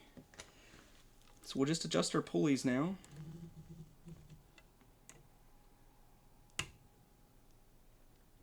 That should be correct right about there. And then this one should be just about where it needs to be. Right there. So hopefully we're finished with this step now.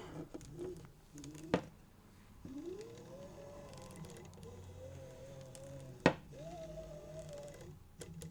it's still oh, it's killing me. It still just doesn't seem to be ideal for whatever reason. We'll try shifting it a tiny little bit more. But yeah, I'm kind of at a loss as to why we're having this issue. If some idiot wouldn't have taken the belt off in the first place, I don't think we would have had this problem.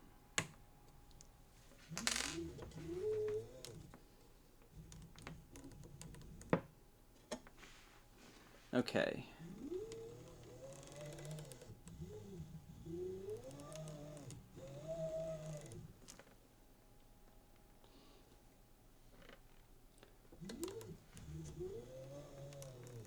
I think our front pulley is running true, but this back one just seems to want to walk this direction for some reason. I don't know if it's because the motor is skewed. That could be the problem that we're having here. It could just be that my motor shaft is angled a little bit. Let me see if I'll put a little tension on that if that seems to fix the problem.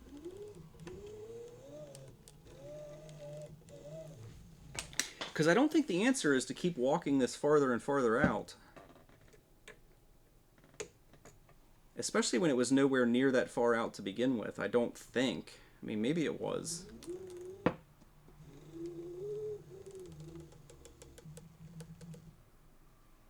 Yeah, I don't know if anybody has any advice.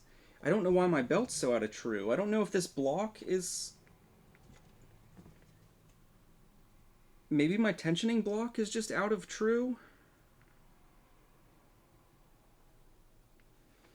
Something seems out of whack.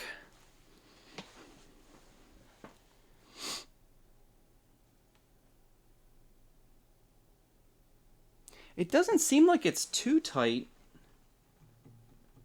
It just has a tiny little bit of like an instrument string twang, but it doesn't seem like overly tight or anything. It just seems like it's not straight for whatever reason.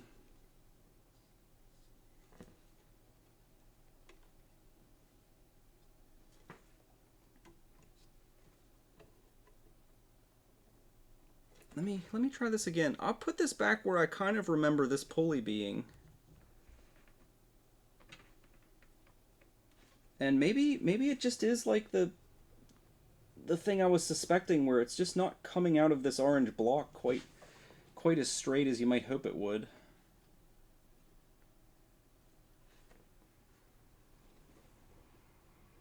Seems a little out of whack.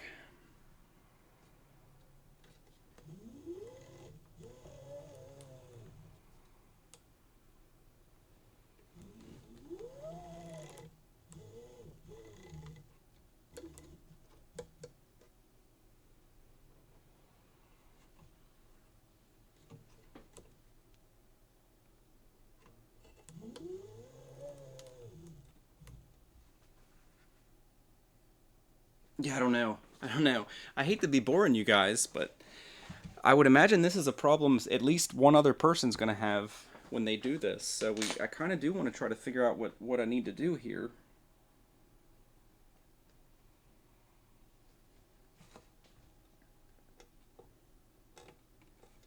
I'm trying to get it as straight as I can, but it just doesn't seem to want to cooperate.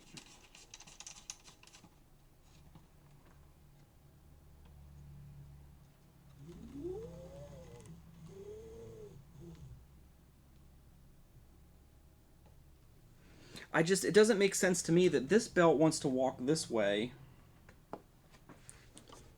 and the other belt, the other end, it seems to want to walk the other way, and I don't know how exactly we find ourselves in that situation. Like, I can tell that the belt itself isn't lining up, like the belt here isn't lining up perfectly with the belts underneath, but it seems like when I adjust that, it actually makes the problem worse.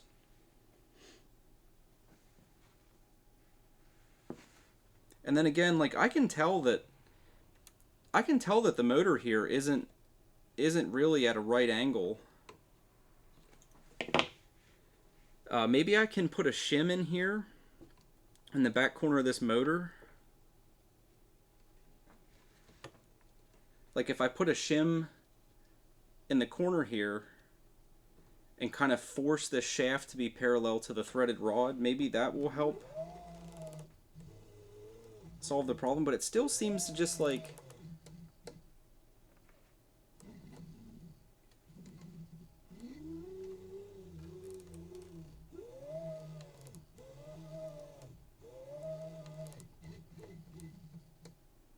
I mean, I kind of do think that is our problem, is that this motor is kind of skewing a little bit, so maybe it is the belt's too tight. Maybe we'll back our motor screw out again. Well, maybe that it wasn't tight completely. But I'll try to like put another tooth. Okay, so we'll back that out. Maybe I'll take one tooth out of the belt length and see if that helps. Might just be too tight like someone suggested.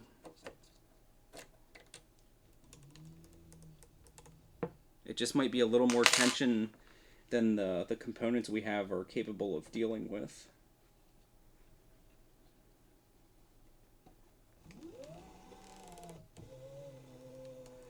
Yeah, I think that might be it. So I apologize to the person that suggested that earlier, and then I said that I don't think that was the problem. So we'll go 2 teeth. We'll take 2 teeth out of this overlap and see if that makes a difference.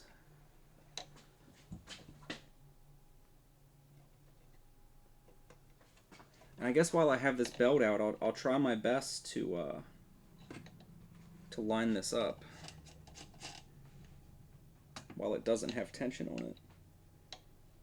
There, with now that I have it close, with the bottom pulley and all of the pieces coming out of this block, they seem perfectly lined up on this end. So we'll put this back in and try our best to line everything up on this end. And hopefully it can't help but be correct on the other end then.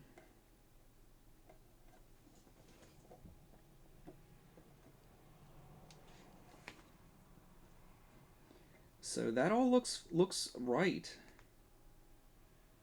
To me, that all looks correct. So we'll go ahead and tension this back up and adjust the pulley on this end then and see if that solves our problems.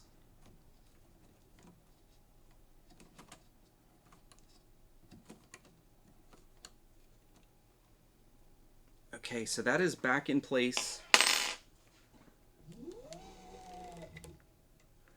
And then we'll move our pulley approximately where it was before.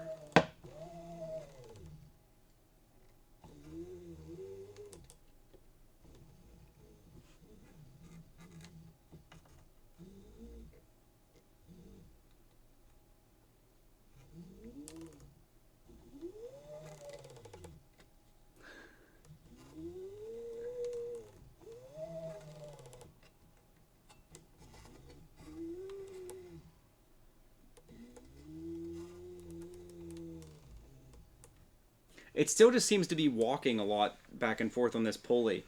Like when we're down at this end, it seems to be running in the center, but as the carriage gets up to the end here, it seems to want to like push to this side. And I honestly don't know why that is exactly. We'll try seating the belt a little bit farther back in this block.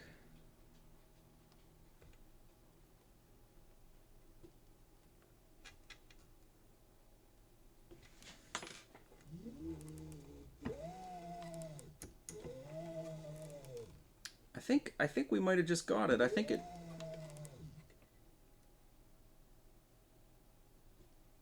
Just a minor adjustment here. Oh, a little too far. I think that seems decent. I think this seems close enough that I'll go ahead and tighten this set screw again. That's our smallest Allen wrench.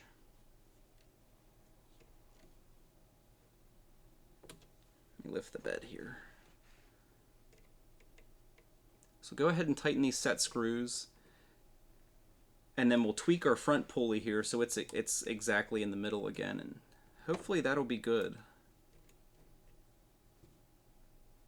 It just kind of stinks we're getting caught up on this very last step.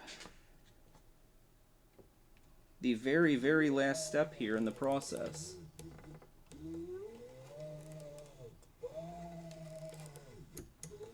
I think we got it on the back side there.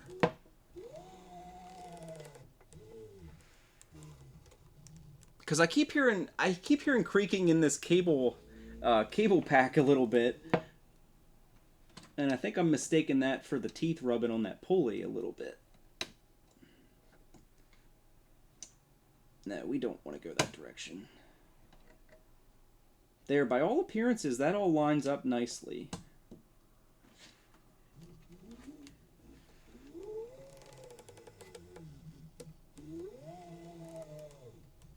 So I think we're good. I think we're good finally.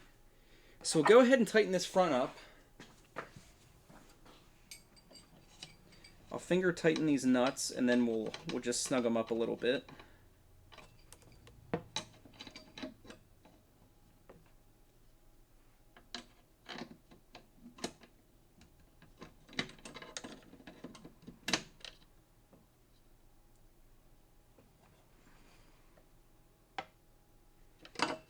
Okay. So I think we finally got it.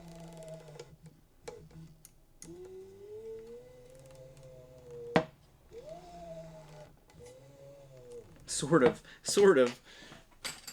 It looks like this pulley can go a tiny little bit the other way.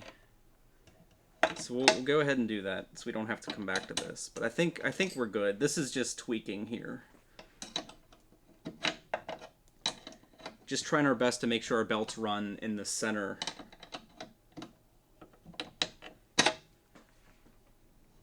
Hopefully nobody in the chat's laughing at me too bad.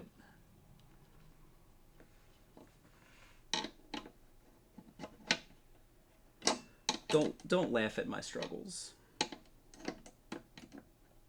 Unless you really have to. I can't blame you too much. It is funny to see people struggle with stupid stuff like this. Especially when this was a problem I apparently could have avoided in the first place. So I guess that's fair game.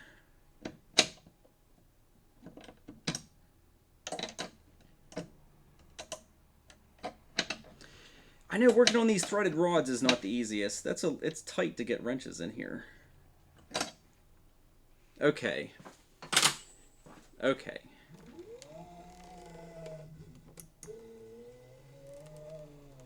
I think that's acceptable. So we're finally going to move on here. Finally moving away from that step. Holy crap. Okay.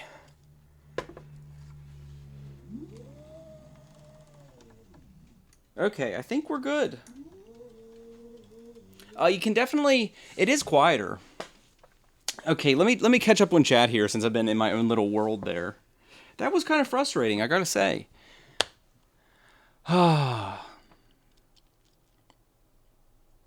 So yeah, people that were asking, yeah, it was just alignment problems with those front two pulleys in that belt, and it just wasn't tracking properly.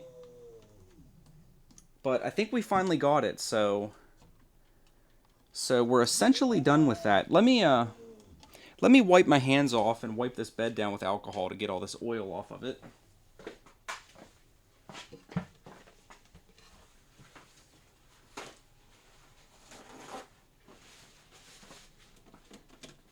Hopefully we didn't throw our whole machine too out of whack, moving it around so much.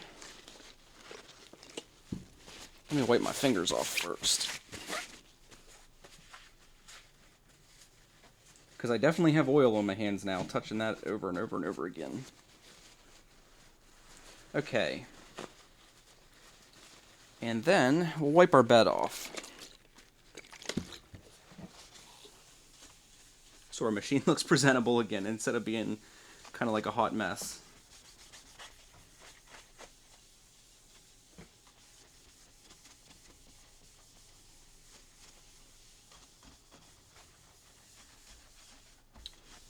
Okay, so I think we're essentially done unless I'm forgetting something. But we replaced the 3 bearings in the print head, and then underneath the 3 bearings in the Y-axis bed. So we have all 6 of our Drylin bearings in, and hopefully anyone who watches this video in the future and sees what I did wrong there can avoid all of that frustration.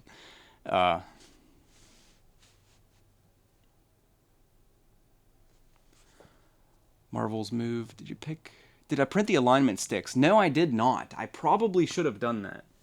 Because I wouldn't at all be surprised if we did mess up some of the alignment doing all of that. But I guess the last thing to do now is to plug the machine back in, rerun all of the initial calibrations and stuff, which again, I kind of wish I would have upgraded the firmware, because they apparently just released a new version of the firmware, but I didn't see that until after we had started, actually.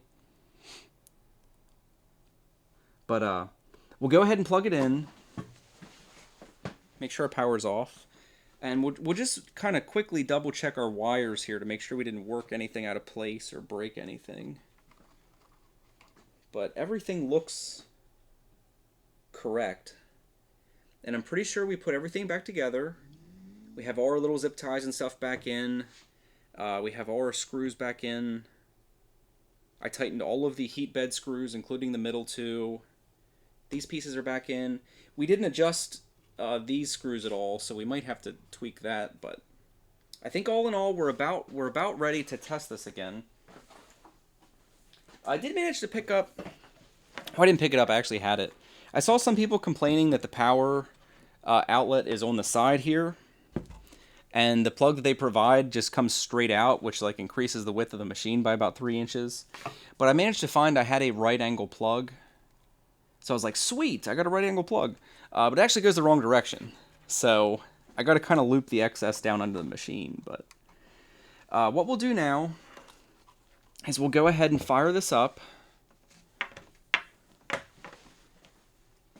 We will get our filament.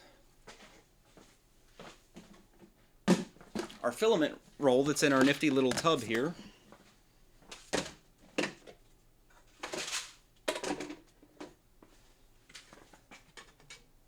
Just for convenience, we'll pop the default spool holders back on here for test purposes.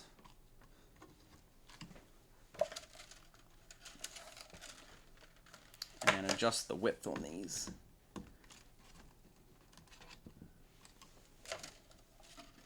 But thank you everybody for bearing with me. I know that was probably a little frustrating to watch, because it was certainly frustrating to do.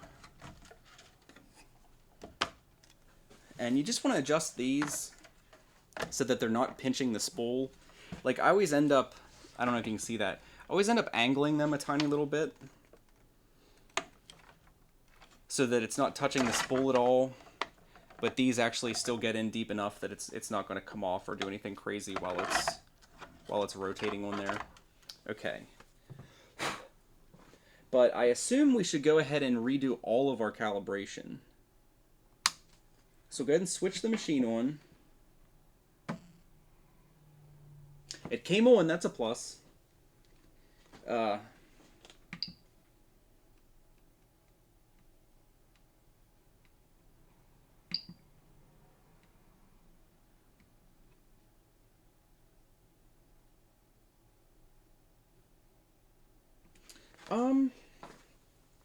I guess I'll go ahead and ask. Did our stream die? Oh, no, my head's just stuck in the frame there for a couple seconds. But I guess I'll go ahead and ask the chat here quick. Do you think I should redo all of the calibrations? I guess I should reload the filament and do the XYZ? Some of you guys have a lot more experience than I do. Like, is that what I should do? Or do I only have to do a particular one?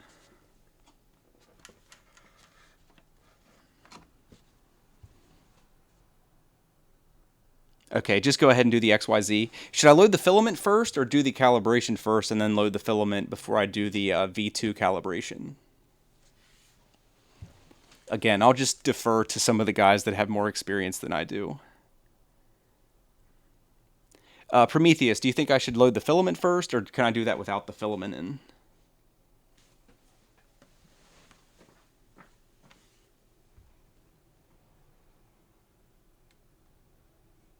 Okay, we'll go ahead and do the XYZ then. And anyone that hasn't done this, all we do is on your LCD, you'll hit the button which will bring up a menu, and you just get down to calibration, click, and go to calibrate XYZ. And the first thing it'll have us do is rotate these Z-axis rods.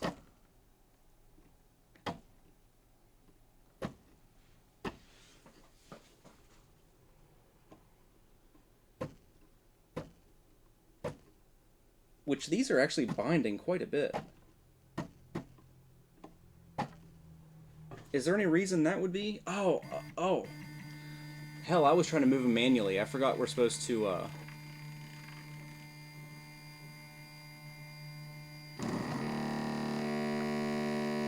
did the same thing I did before.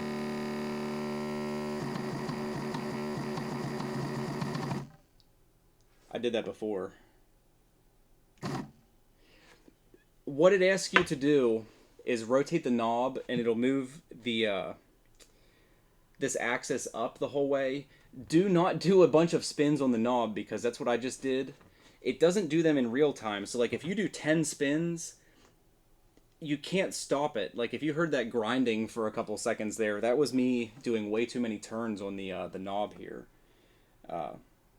So we did that where we put our Z-axis the whole way up. We'll click when that's done. It's asking us to make sure our nozzle's clean, which our nozzle is clean. We'll click again to confirm that. It asks that our Z-axis carriages on the left and right are all the way up, which they are. So we'll select yes.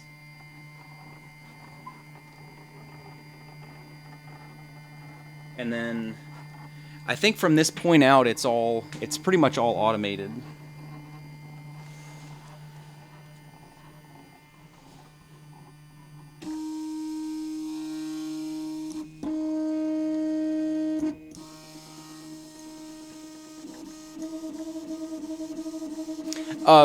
You can hear a little bit of noise there. That's actually not the bearings.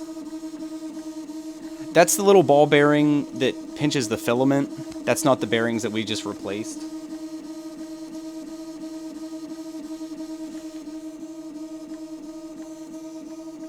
Yeah, that's some of the things in the little part that pinches the filament making noise there.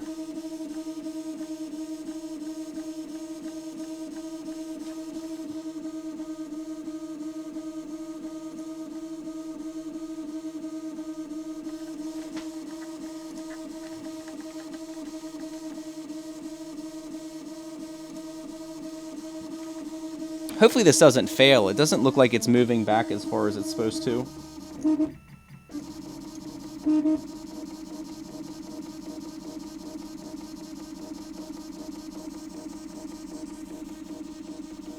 But yeah, this doesn't take an excessive amount of time, but it does take a little while, so we'll just have to be patient.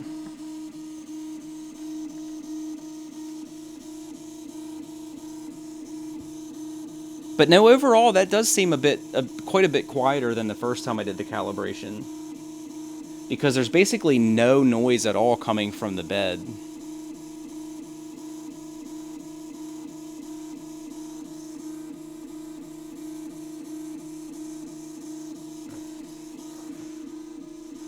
But no, hopefully everything went okay. I did handle the machine quite a bit. Yeah, it's just like the first time. A good bit of the noise you're hearing is because this table works as like a drum skin, basically. Like it's amplifying all the little resonations that the machine's making. This table's noisy.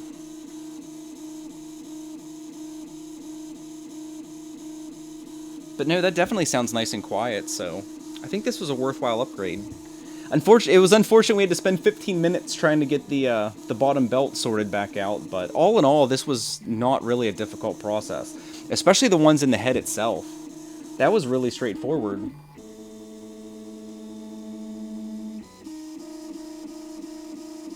So I would imagine with filament in the head that it'll be relatively quiet. I did hear, I'm sure you guys heard it too, when it was moving these axes really far, you still can hear the noise that the bearings make, so again, in hindsight, I kind of wish I would have replaced them. Just looking at this though, I might have to experiment with that when I do eventually change these. I think you might be able to just take these top pieces off, and potentially, because there's a slot here, we might just be able to push these bearings out. Being that we're able to get this smooth rod out on both ends without a whole lot of bother, we might be able to just not disassemble this entire axis again and move this rod out, take this end off, work the bearings out of this block, and then put the new ones on the smooth rod and just press them back into that fitting. So that might be an option for doing that to save us a whole bunch of disassembly.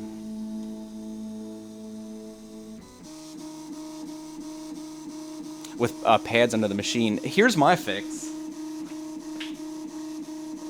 On the table over where the machine normally sits, these are little squares of mouse pad that I cut up, and I just put like 2 of these pieces with kind of the rubbery side facing each other under each corner of the machine, and it actually dramatically reduced the amount of noise that it transmitted to the table. Because these are like a neoprene rubber kind of stuff with cloth on both sides. And that actually helped quite a bit. So I would imagine, like, I might still end up putting these under, but between the bearings and these, I think I'll be in the situation most guys are in where the fans are the noisiest part of the machine now. So, I haven't looked at fans in a couple years, but I know there's some newer designs with special, like, kind of bearings in them that are still high performance fans, but are pretty quiet. I know there's a couple new blade designs too.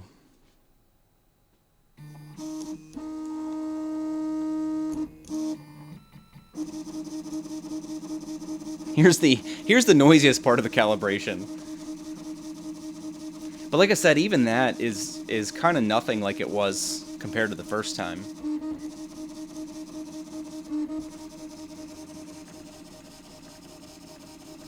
But yeah, we'll move it over here. Because it was when I first did it, the bearings weren't broken in at all, like they were actually brand new, and it was kind of obnoxiously loud. Because I think it shocked me, and even some of the guys in chat were just like, holy shit, your machine's way noisier than mine was.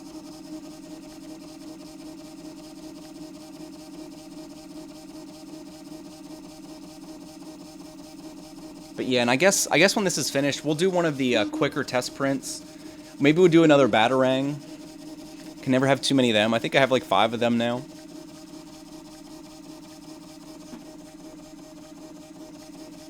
I guess I shouldn't touch that. I was trying to see exactly where the little bit of vibration we're hearing is coming from.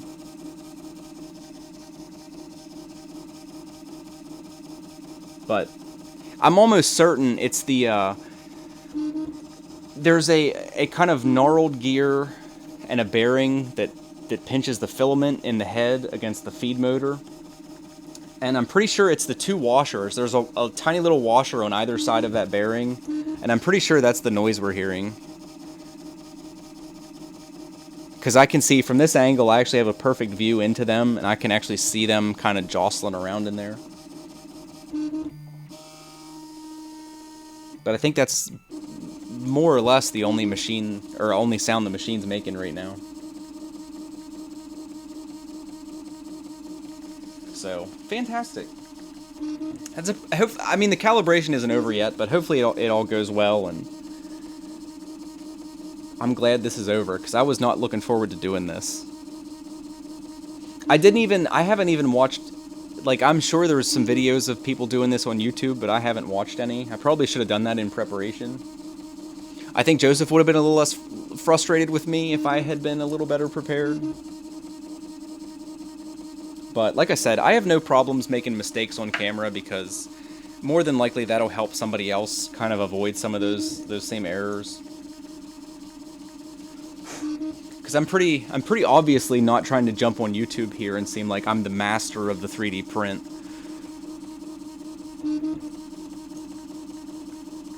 It looks like the guys in chat, is that, I don't want to sound like an idiot. I don't know what language people speak in the Czech Republic, but is that Czech that you're talking there?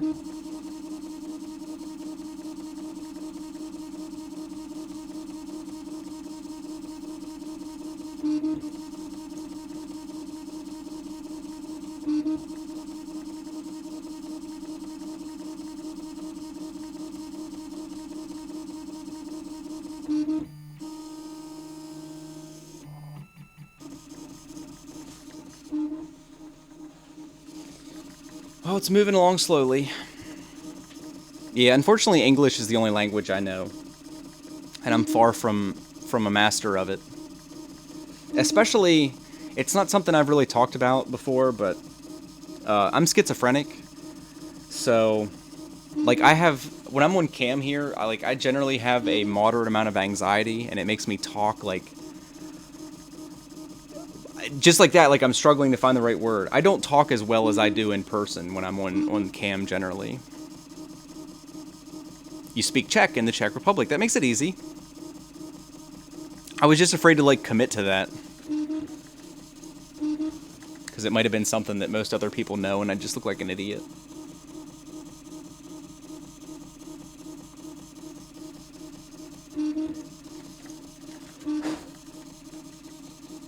Another thing I've noticed, like I have been between prints, like I use isopropyl alcohol like I'm supposed to, but I've been using paper towels, and I don't think they're the best option because most paper towels, like because the edges are perforated and they have all those little like fuzzy things all over, like there's a ton of those on the bed right now.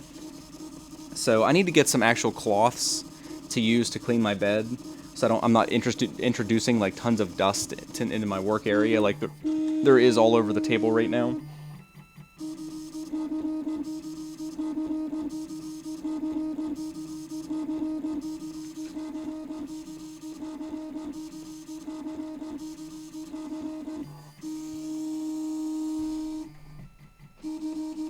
Well, we're about halfway done with the calibration. I generally do like the paper towel that I generally use. Like I do that, and it helps a little bit, but it still is kind of messy. Like Joseph suggested, I need to get like a little microfiber cloth. Yeah, I did get a new roll of filament. After I do some prints on it, I'll do a little review video. It's from Atomic Filament. I got the Gunmetal Gray PLA. Because one of the things I want to print are some mini NES shells for RetroPies, little Raspberry Pi computers. And this seemed like a pretty good match for the bottom shell, like the dark gray, like the Nintendos have. You guys are in Europe. You seem to have access to some like colors that we don't really have access to here in the States without buying like these super high-end stuff. And the shipping from the UK to here is it's hard to justify. But that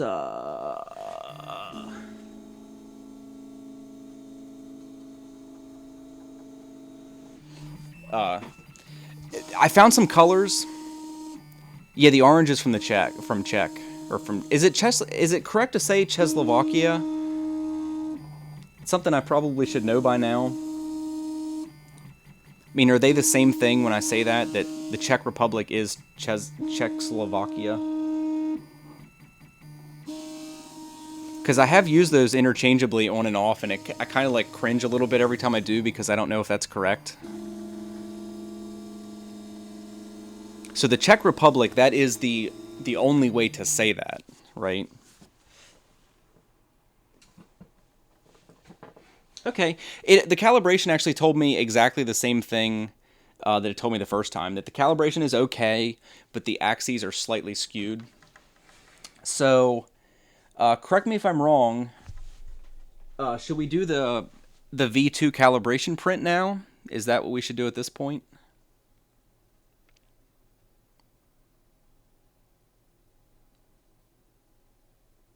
Okay, so Czech and Slovakia are I see what you're saying. Okay, Czechoslovakia is an older term. Okay, so I'll do the V2 calibration now, which I assume I have to load the filament first.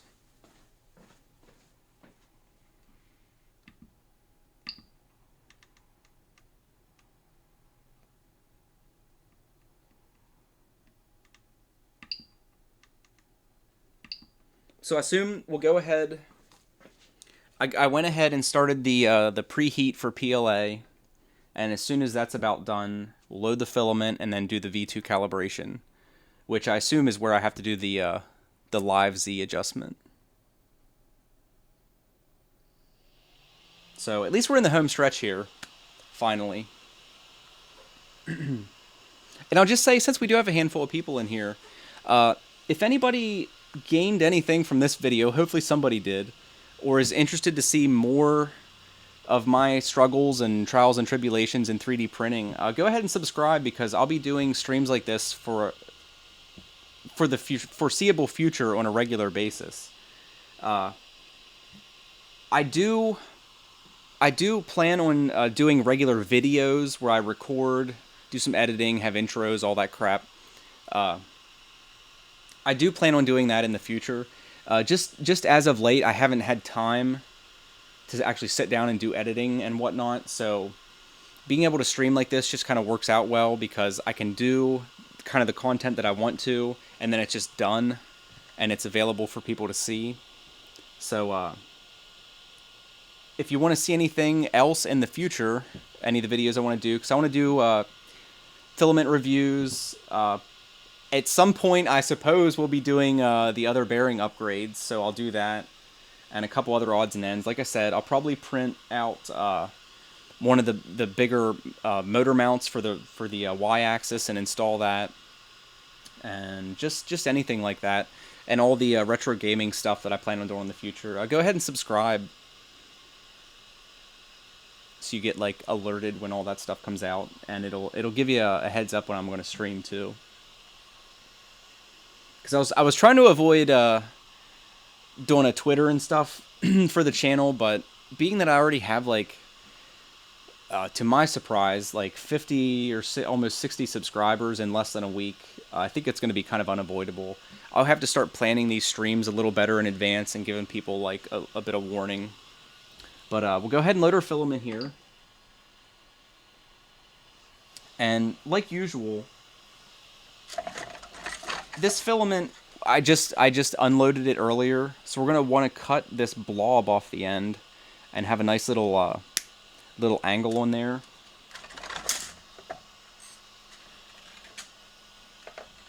And then just have it gently pressed down in the top.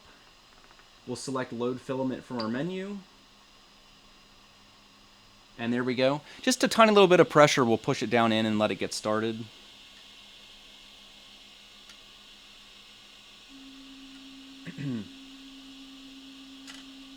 I kind of wonder too, while we're trying to eliminate noise in this, it would probably be beneficial to replace those two washers alongside that bearing with something that's not going to make so much noise.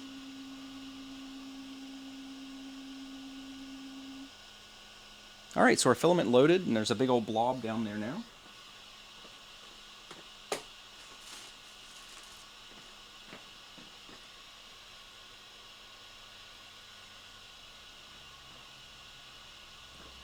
Go ahead and remove that. And I believe we're ready to do our little V2 calibration. Oh, that's like the multicolor printing. I haven't done it yet, but I will pre-order that and try to get it when it ships initially, and I'll try to do all that stuff. I'd like to try to do all kinds of stuff. Like, it'd be nice to have a secondary material for like supports and stuff, and the multi-material printing would be a good way to do that. But yeah, all that stuff, if you'd like to see it, I'll be streaming it kind of in the same format, so you get to see it all raw if you're interested.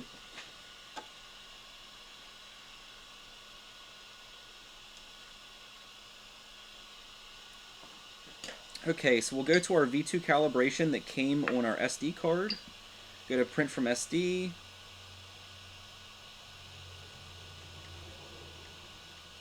It's kind of like down in the list here now because I have tons of stuff on here that I've already printed. So we'll go to our V2. Select it. It's going to go through a heating cycle, but it's already basically heated.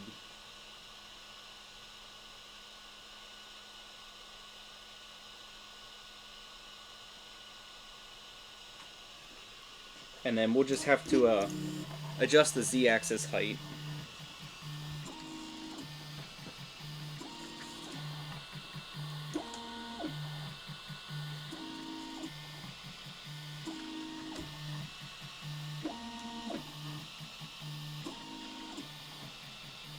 And then it'll come across the front here and do its normal purge strip.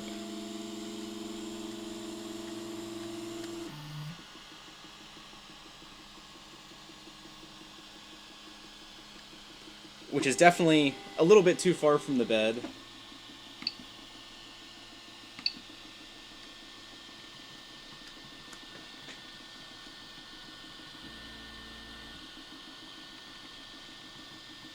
And we're just adjusting the Z-axis down till our layer looks about right.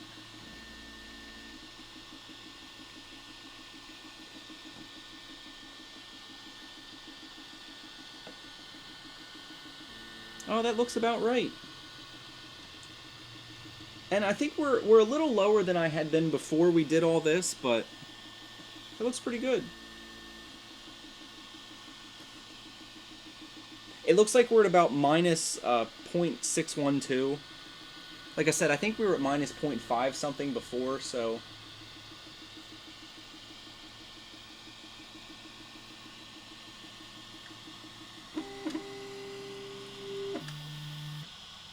But no, that looks pretty good. It's pressed against the bed nicely, but it's not like overly squished. We definitely have good adherence. But no, I think we're back in business.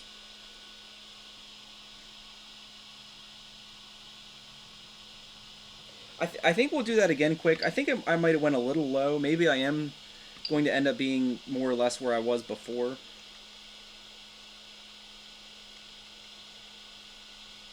So we'll just do our V2 calibration again. Luckily, it's really quick.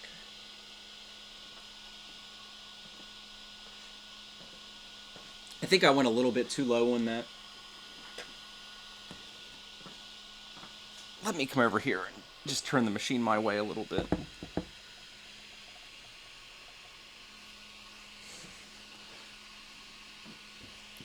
Can I show the results somehow of the V2 calibration? Like I said, we'll do an actual test print here. This calibration isn't really much to look at.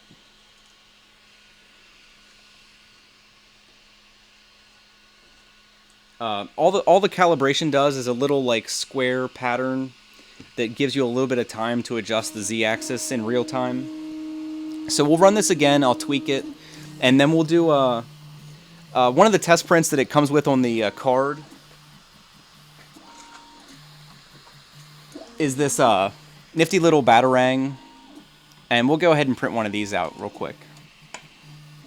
Because some of these, people have been interested. More than likely, at some point, I'll start giving some of these away to some of the people that end up watching my streams.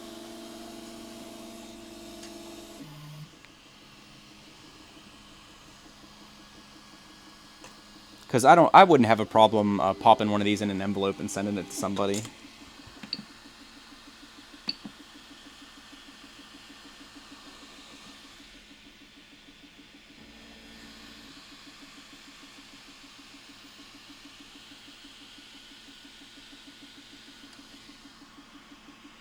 And again, this is it's kind of a little bit subjective. Like, you just kind of have to eyeball it.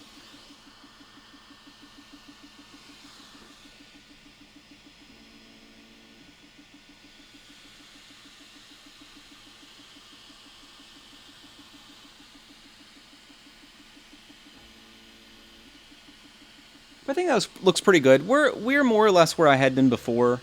We're at like minus 0.5 for the Z adjust. So it looks like we didn't mess anything up really.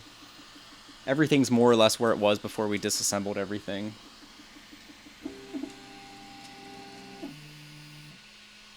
Okay. So we'll pop this off. And we'll go ahead and print a Batarang out. I'll clean the bed off with some alcohol now that I've touched it a couple times.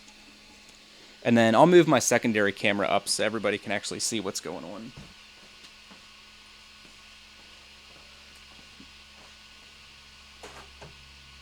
And like I said, somebody had mentioned folding, to avoid getting all these fuzzies, is actually just folding these paper towels up. That's what I had generally been doing. So all the cut edges are inside, and then fold it over again, so it doesn't create as much like dust and stuff if you do have to use paper towels.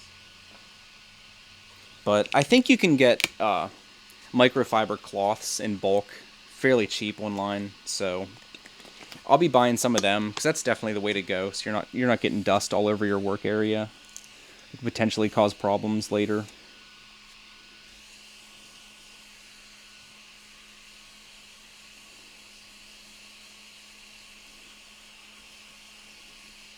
Okay, so there we go. So we'll go ahead and print a Batman here. I think these end up taking a little less than 20 minutes, so they're not too bad.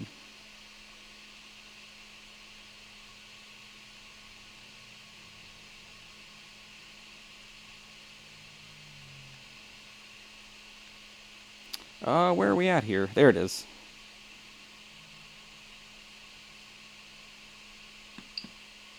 PLA Batman, coming right up.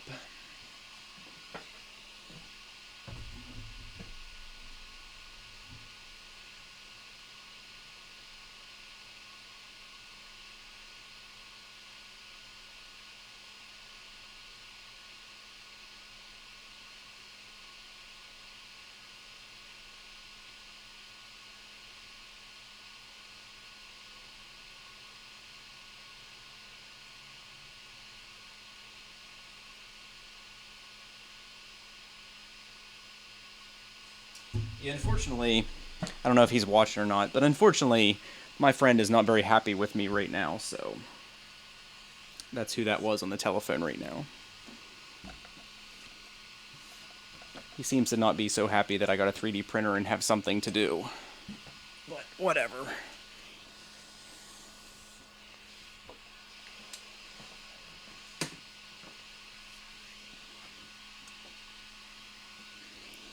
So it's preheating.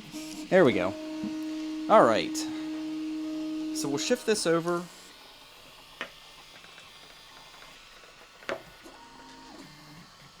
Luckily, it's like you just saw me pick the machine up. I do like that about these machines, is that the whole chassis is stable enough that picking it up like that doesn't really affect anything. It's probably not ideal, but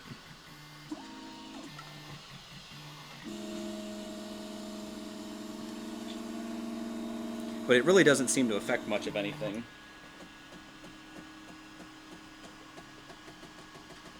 So let me try to get this camera adjusted.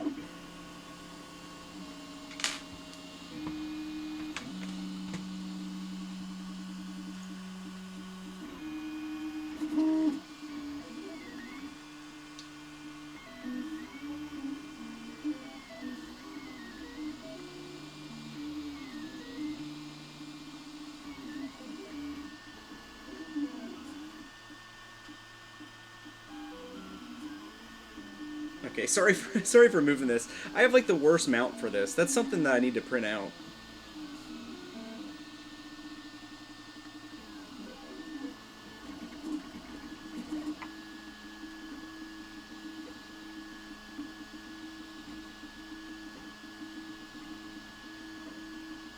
And let me get out of the light there.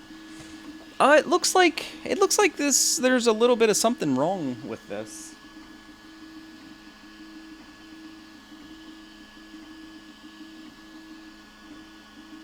My first layer seems like it's a little bit thinner than it should be. So I might have to bring the Z-axis up, or maybe while I was saying all that about how it doesn't affect the machine to move it, maybe I did actually affect the machine by moving it, but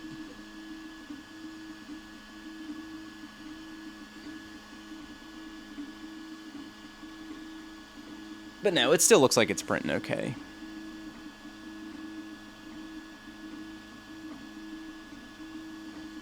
Yeah, I guess you're picking up one of the multi-material kits, Joseph.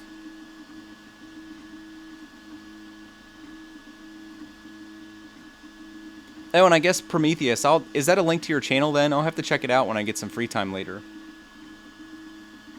Because I do want to be part of like the community with 3D printing. Because it's just like this. Like I am trying to make like contributions and stuff. Oh, that's true. That is a fantastic point, Mario. Mario just pointed out that I can still do the live Z. But I think I'll let it go since it's laid so much down to this first layer.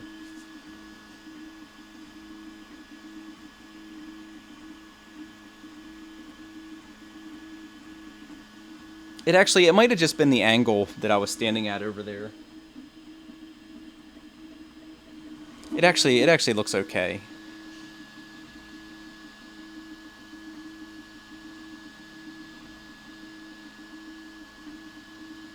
But no, that is definitely quieter. I don't know if that translates on the mic at all. But the bulk of the noise is mostly the fan that I'm hearing. So my wife will be happy when she gets home and doesn't hear the printer, like, tearing it up down here. You you built yours? Oh, that was an Mk2. Prometheus said that he built his Mk2 in 7 hours? I guess between, like, talking and second-guessing myself so much, I ended up taking about twice that time.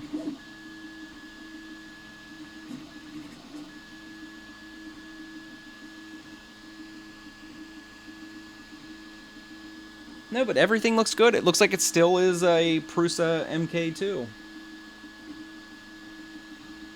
So I actually took a break. I haven't printed anything in basically the last 24 hours because I was letting my filaments sit and dry back out, but looks like I'm going to have to run through some of this dark gray through the machine. I guess I can go ahead and open that up.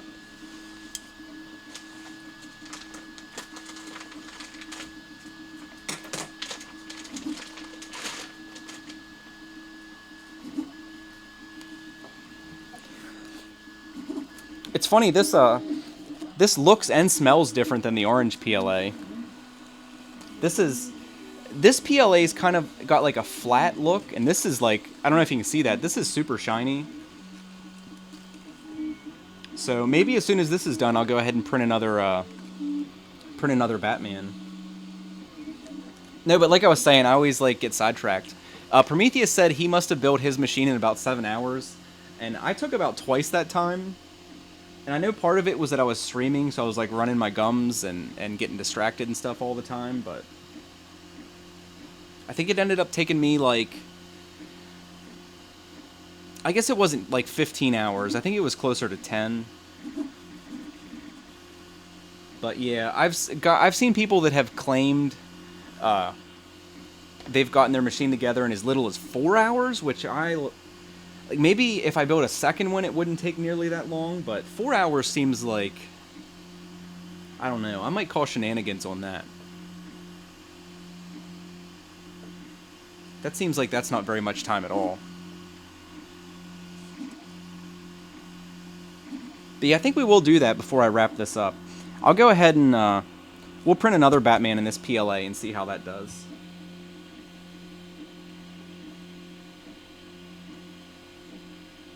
I think the bottom shelf for the mini Nintendo I want to do is I think that's like a 15-hour print, so it's probably a good idea to do some test prints that are a little bit shorter with this before I kind of commit to that.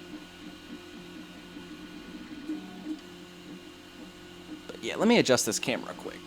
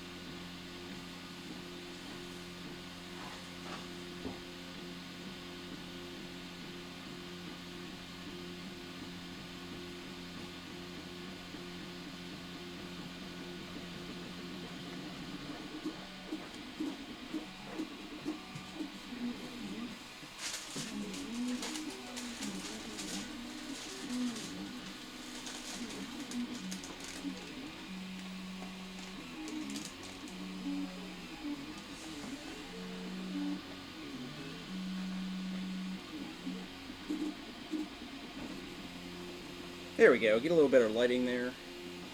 Maybe.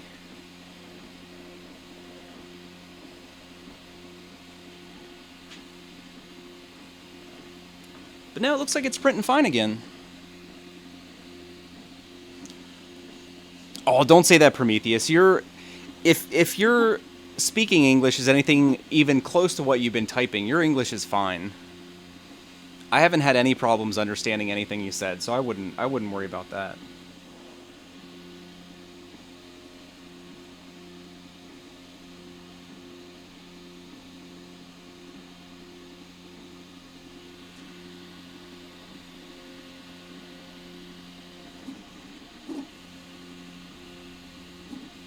I think I might maybe need to loosen the tension up on my filament things. I think I'm hearing a little bit of noise out of that I wasn't before. I think while I had this apart, I did kind of finger tighten them a little bit more.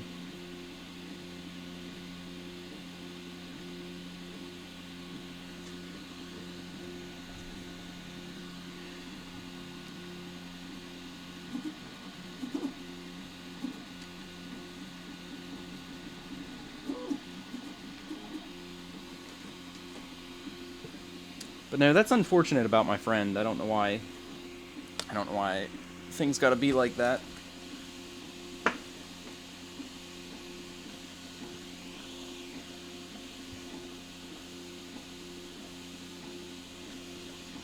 But yeah, no, it's exciting. 3D printing is exciting. I don't know if that makes me like a super nerd, but even after doing a couple dozen prints and stuff, I still just like, I don't know, it's entertaining to me to sit here and watch it.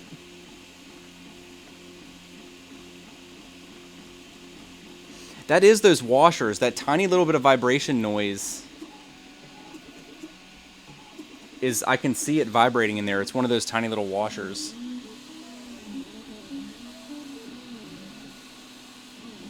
Yeah, John, I'm happy. I think it's a worthwhile upgrade to make. Like I said earlier, I don't think this noise, or this machine with the original bearings is noisy, but it's quite a bit less noisy with the replacements.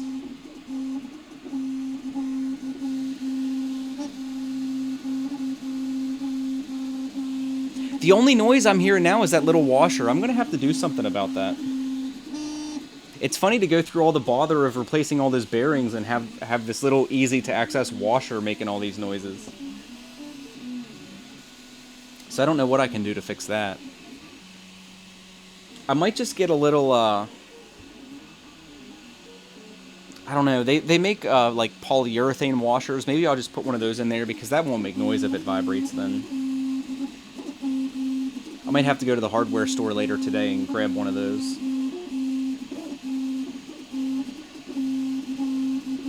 Because I'm pretty sure that little hatch there, if you just back out these two long screws, you have complete access to that. You can just pop that little axle out and replace those two little washers. And I think this will be damn near silent. Oh, thanks for that, John. I don't know if you've ever done like audio visual stuff, but it is a pain in the ass getting everything to function properly. The same friend that's upset with me, like, we've been doing a video podcast for a while now on another channel, and that has been one of my biggest struggles, is like getting the video quality, because we don't actually even use this. This camera, the main camera here, if anyone's wondering, is just a Logitech C930E webcam, and then this one's a C920, which doesn't have quite as good a video quality as the 930 does. But for the longest time, we had been using my just bumped the table there. We had been using my my Nikon D5500, which is a fantastic camera, but it has the problem of a 30-minute limit for doing video, so it's kind of like this stream today that I don't know how long I've been going, but it's probably a couple hours at this point. Yeah, about 2.5 hours.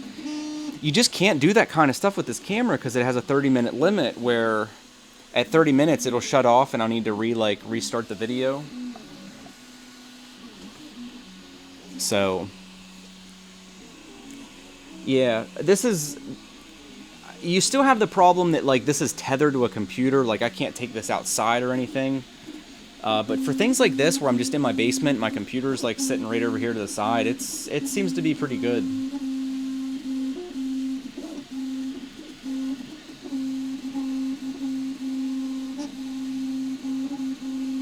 But no, I didn't remember it doing the infill this fast before. Because that's zooming right along there.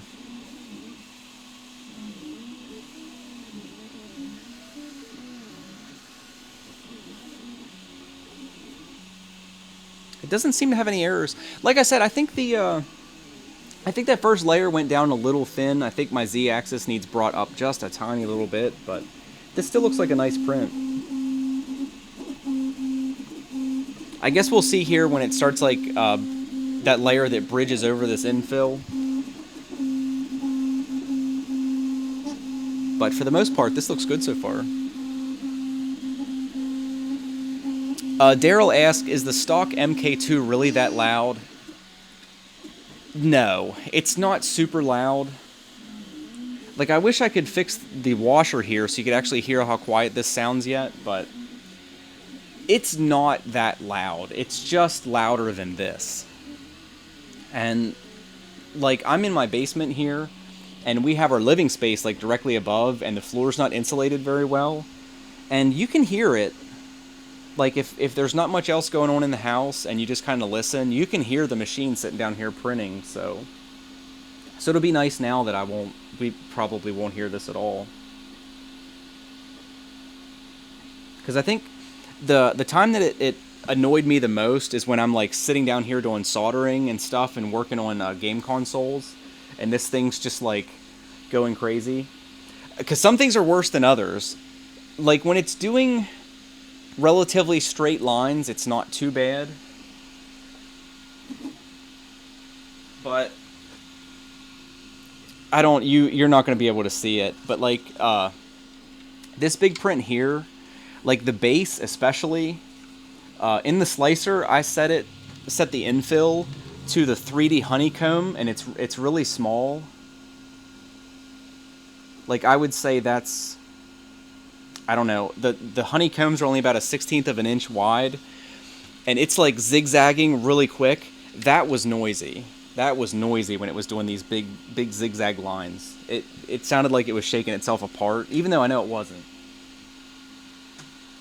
It was really noisy. And if nobody has seen this before, I guess I can show that off a little bit. Let me shift my camera.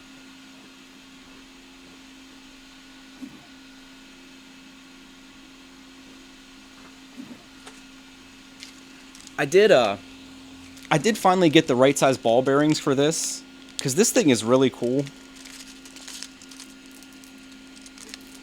I think these are just 3/8 inch steel ball bearings. And I'll end up putting a link to this in the video. I've already put it in like 4 videos, but let me get these in here. How this thing's almost noisier than the printer is now. This is, I think it's called a marble machine, and it's on Thingiverse, but it has a little spiral piece here that prints separately, but you just turn it, and it brings the ball bearings up. Like I said, holy crap, that's loud. This is louder than the printer is now. But it brings the ball bearings up, and they go down through the paths, and it's just a cool little toy. But like I said, it's just got a spiral shaft here in the middle that you print out, and little top piece and stuff. Because I epoxied this one together. This is actually the second one I made. But yeah, if you do have a printer, this is definitely worth printing. I think it took like, I want to say like 17 hours altogether, but super cool little print. Like, I wanted it just to show, to have something to show off to people that's like, hey, I have a 3D printer that they'll remember. And everybody I've showed that to will remember. Because some of the things that I've gotten like jobs for, like things that people actually want me to print for money, I got because I showed them that, and they're just like, wow, that's really nice, that's really cool. Cut down on infill. Yeah, I can do that, Joseph, but being that my daughter was going to play with that, I just wanted to make sure it wasn't going to break since it's in PLA. So I think that has like 5 perimeters on all the walls. And then the infill, I think, was still only at 20% or 15% maybe. But no, I didn't mind the little extra bit of time it took to print that. Yeah, I need to print spare parts. I do need to do that.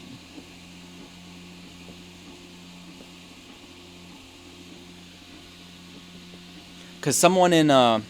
this is the 3rd stream I did today because I wanted to break the videos up so they're kind of separate entities on my channel.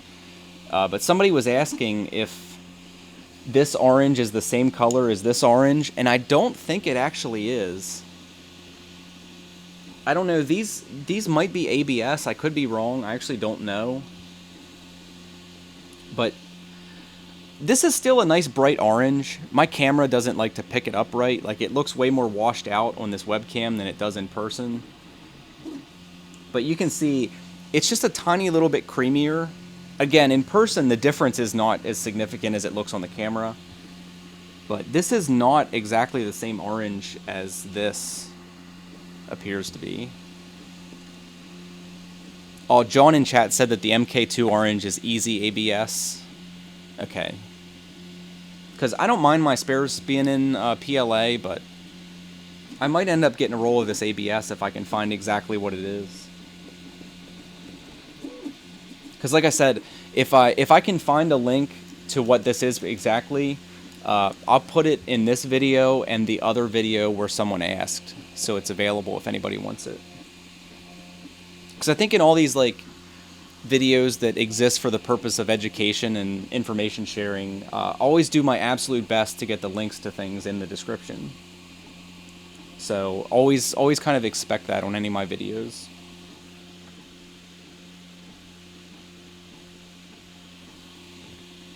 But yeah, it looks like we're 77% done here, so it's getting there.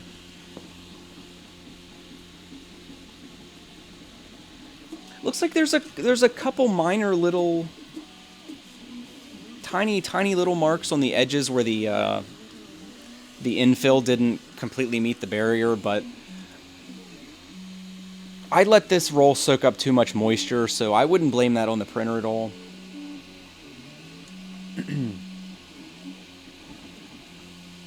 And there, with that perimeter layer that it just did, it kind of covered all that up, so it doesn't really matter.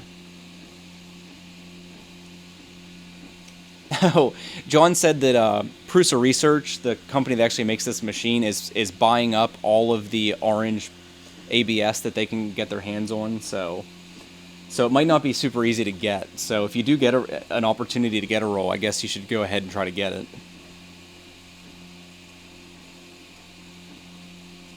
Because I guess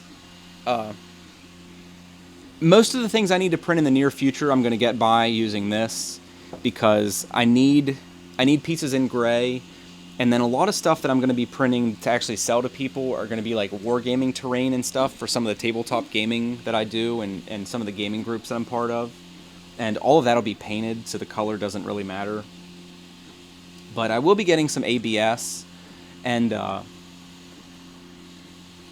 I also signed up for the Maker Box, like the bigger version, so every month I'll be getting 4 kind of random filaments to test out and do videos on, so I'd also look forward to that if anybody's interested. I think you get, if I'm remembering correctly, you get, I want to say 50 grams, I could be wrong there, I think you get 50 grams of each type of filament, so you'll get 200 grams of random filament every month. And from the videos I've seen of other people do, it's like, it's not normal stuff. Like you might get some wood fill filament. I've seen some of the guys have gotten like some of the bronze fills and stuff. Some of the different kinds of flexible filaments. And I think occasionally you do just get like an odd color of PLA and stuff. But for the most part, it is like unique things.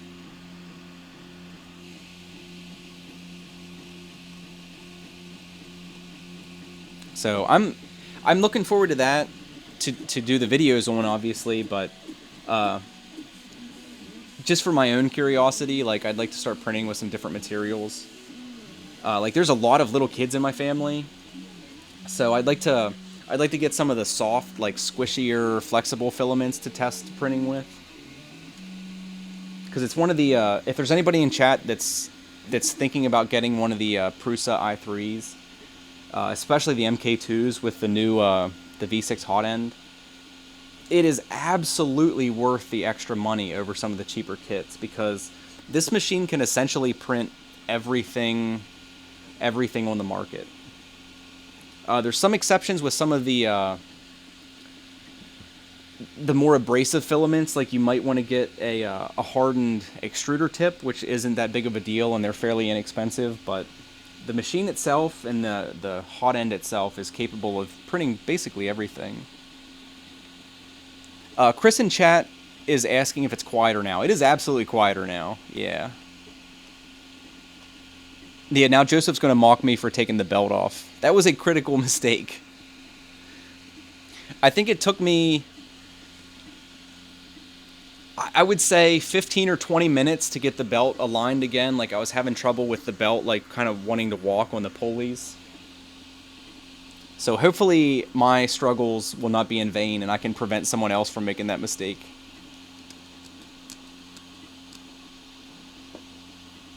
But luckily all is well now. But yeah, Chris, the bearings in the hot end assembly were actually really easy to do. And for the most part, so was the bed. The only problems I had was the issues I had with the belt, and that was my own doing, so I can't really complain too much.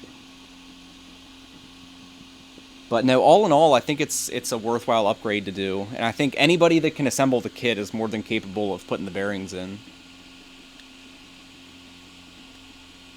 Yeah, I hope you get your machine. I felt bad. While I was waiting on mine, I bugged, like they have the web chat on the Prusa site, and I bugged them like every day until I got like update information.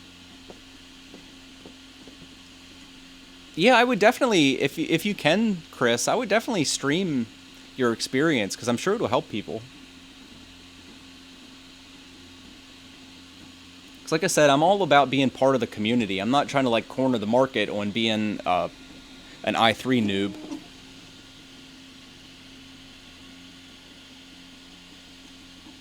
So I'm sure there are like better ways of going about things than I did it when I assembled my kit. Yeah, exactly. Joseph can hang out in your chat and make fun of how stupid you are when you make mistakes. He seems to enjoy that. He didn't call me stupid. I'll be fair. But he did make some frustrated emojis at me.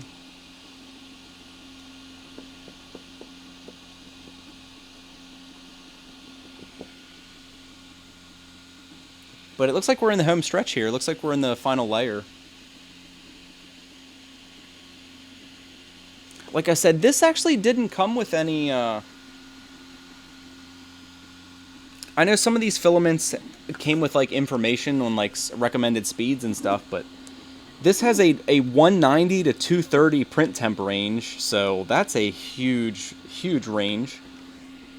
And I think the default for this machine's 210, so that's right in the middle, so we'll go ahead and run with that. But we'll go ahead and print we'll print another Batman logo out with the gray, and then probably call it a day for this stream.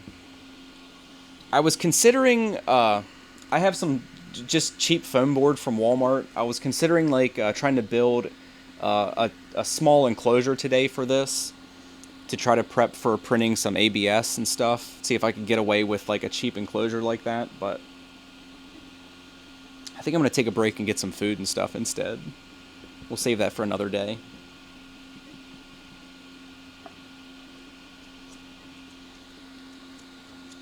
Yeah, also a pro tip here for anyone that's new into printing. I had went to my local big box store and got a putty knife with a relatively fine edge on it. I wouldn't recommend using this. I did scratch my PEI sheet a little bit, and it wasn't because I was being rough. It's just that it's kind of kind of I could try a bicolor Batman. Oh, which print is it? I think the can opener is actually a two-color print. Let me see how long that takes.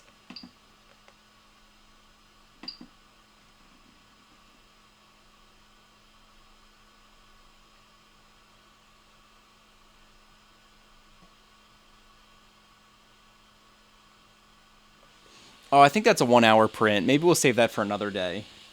But yeah, I will have to get a quick a two-color print to try on stream one of these days. But yeah, there's our Batman.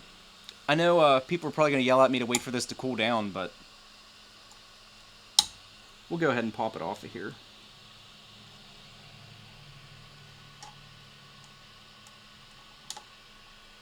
If I can get a hold of it. There we go.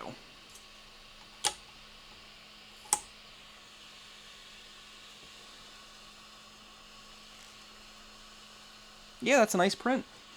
Don't know if everybody can see that, but that's a nice print. That's actually the top side too. That's not the side that was against the heat bed. So the printer print's nice. Again, the camera kind of struggles with this orange, but no, that's a nice clean print. I'll leave it there on the bed. It actually shows up a little bit better. All right, we'll go ahead and switch filament now.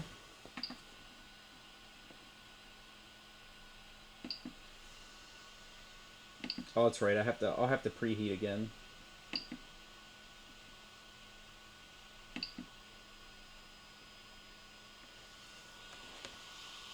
But no, it looks like we didn't destroy anything, so that's a plus.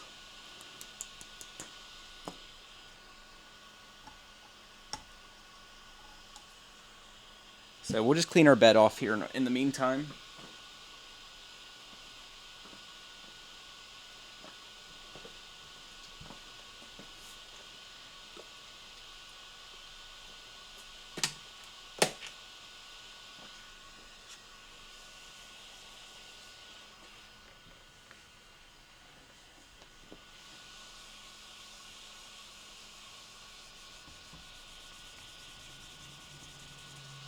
Good enough.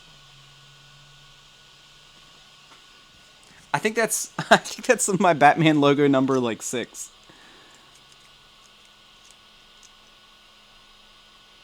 And it's kind of interesting. I don't know if you'll be able to see this. Let me try.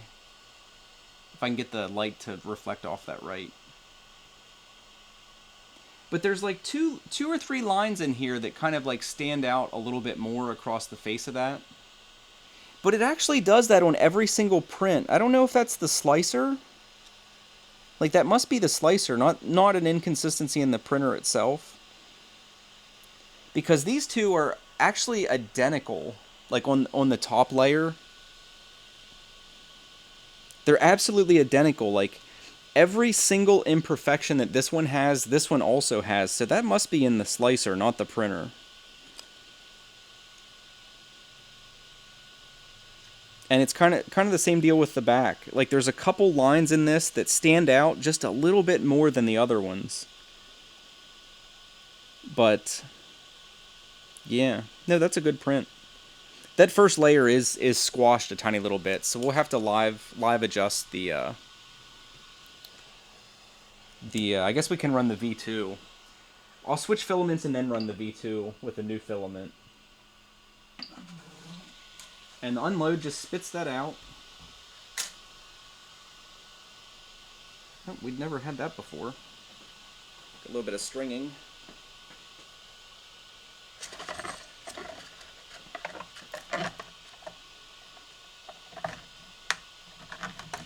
So we'll pop this back in the container so it doesn't pick up any unnecessary moisture.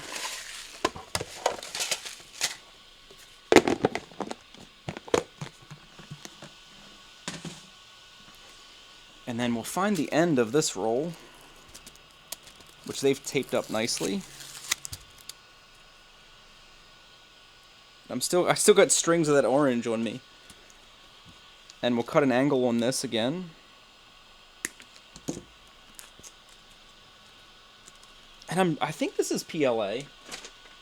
This just kind of feels and looks like I would imagine ABS feels and looks like. Oh, see, this is a problem. This spool is kind of normal on this side, but then it's like got this weird indent on this side, so I don't know what we'll do here.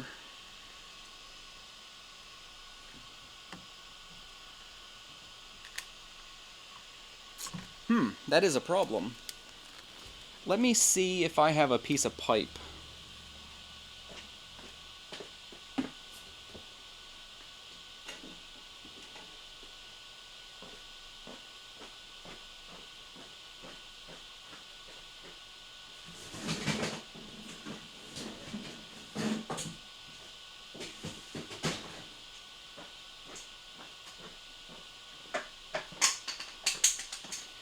I actually have a almost perfectly sized piece of PVC that I think will kind of solve this problem.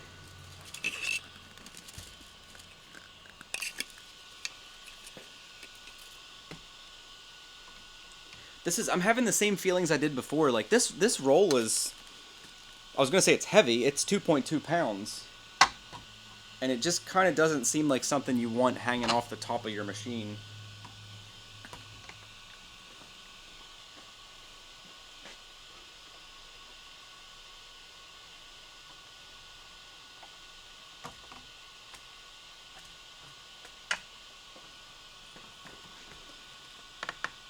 And we'll just space those out properly.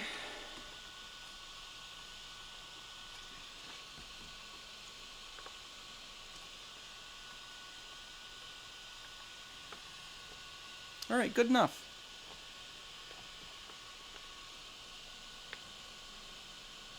We'll angle those so there's some pressure on that pipe so it doesn't move or do anything crazy.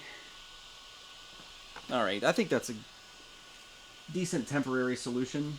So we'll go ahead and just easily press our filament down in there and then go to load filament.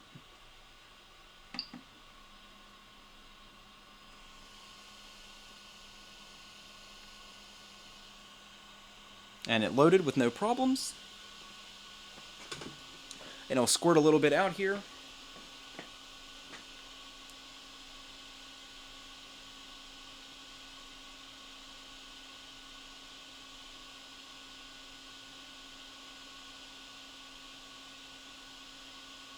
It's kind of funny.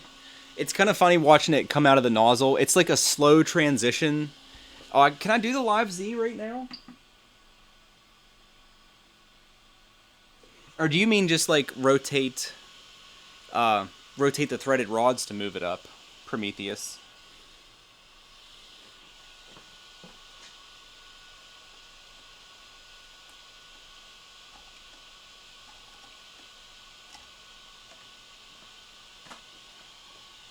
I dropped it. But no, if you can see that, it's just kind of funny how it was like a move the motor.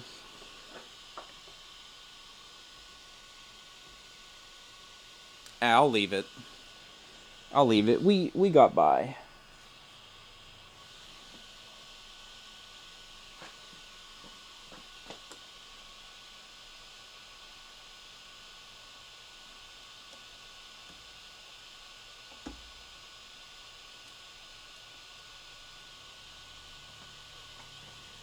Okay, so we filament changed. How do you do that? Can you just like move the Z-axis?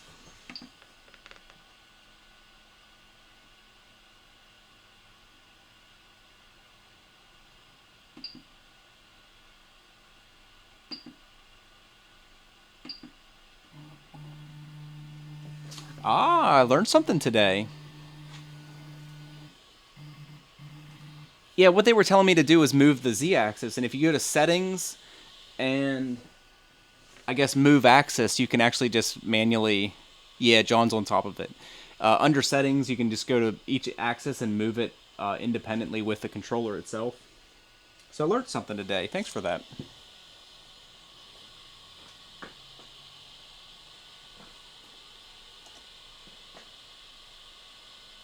So I think our tip has a little bit of stuff on, so I'll go ahead and clean that off here.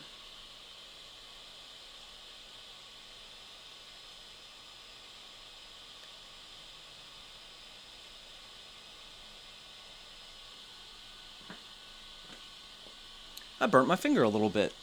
It's almost like that's 210 degrees Celsius. Okay, so we'll do our, we'll do the V2 really, or I guess I shouldn't.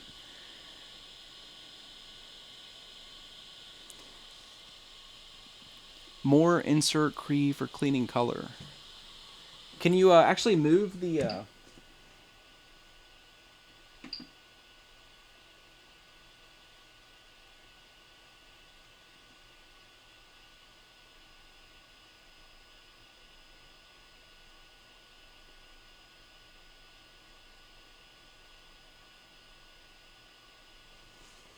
Is there any way to manually make filament come out in the settings?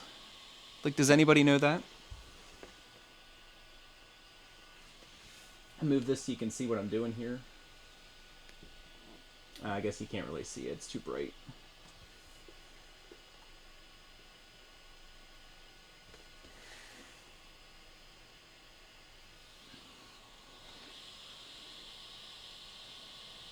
Should be extruder in the same area. Well, I assume it's called extruder, but...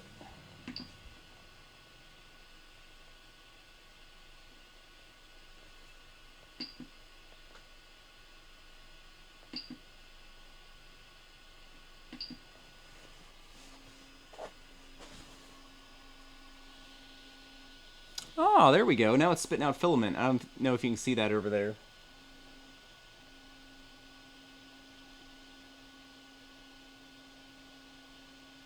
Very cool. This PLA smells a quite bit different, too.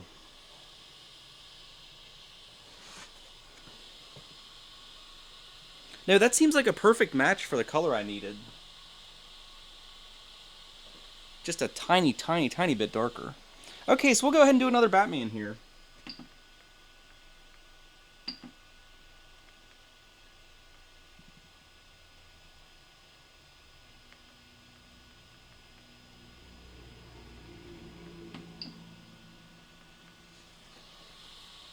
And hopefully everything goes okay.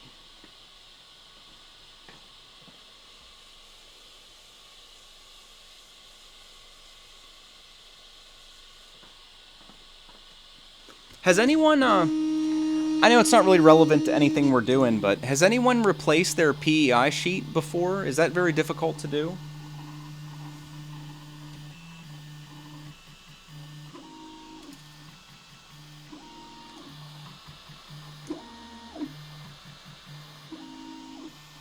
Yeah, Daryl in chat just said that he always prints tethered.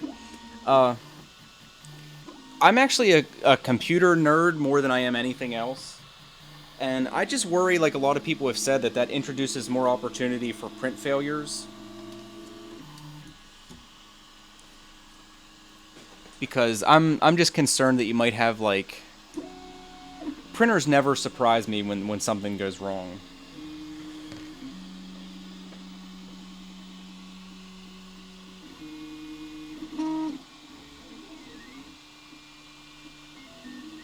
See, this first layer looks perfect.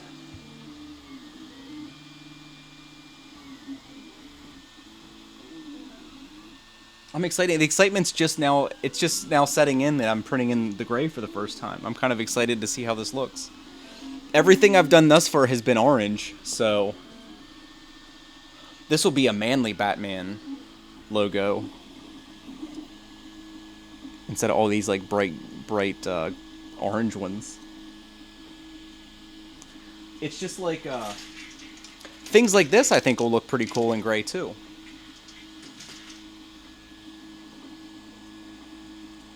Check this link. I will then, Prometheus. It's just like I was saying about computers. I try not to do anything out of the ordinary while I'm streaming on the streaming PC, so I always go back through the chat and make sure I didn't miss anything important. Is that, I'll just ask, is that the multicolor for the Prusa? Because if it is, I've already seen basically all the videos that people have done on it. I've been like trying to stay informed, so I'm like prepped when I finally get mine.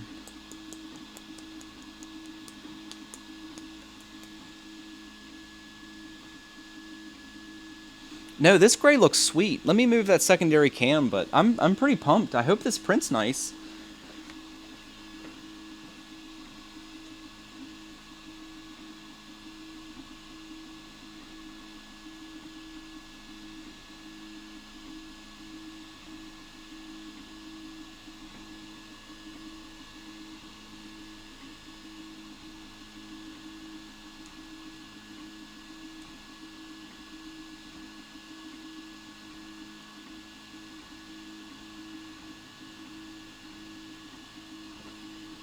It's hard to actually get a decent angle on that because the print head's always in the way.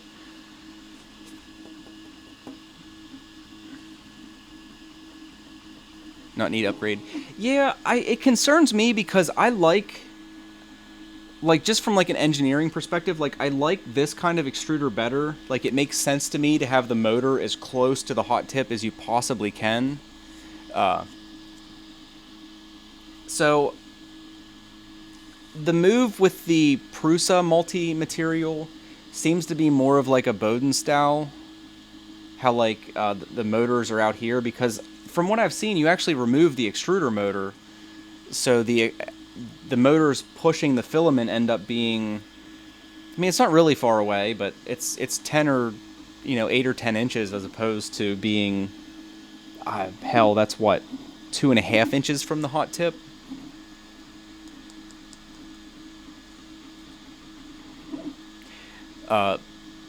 Chad again's talking about Octoprint, which you can use on Raspberry Pis, which is something I want to be getting into because I haven't actually worked with a Raspberry Pi yet.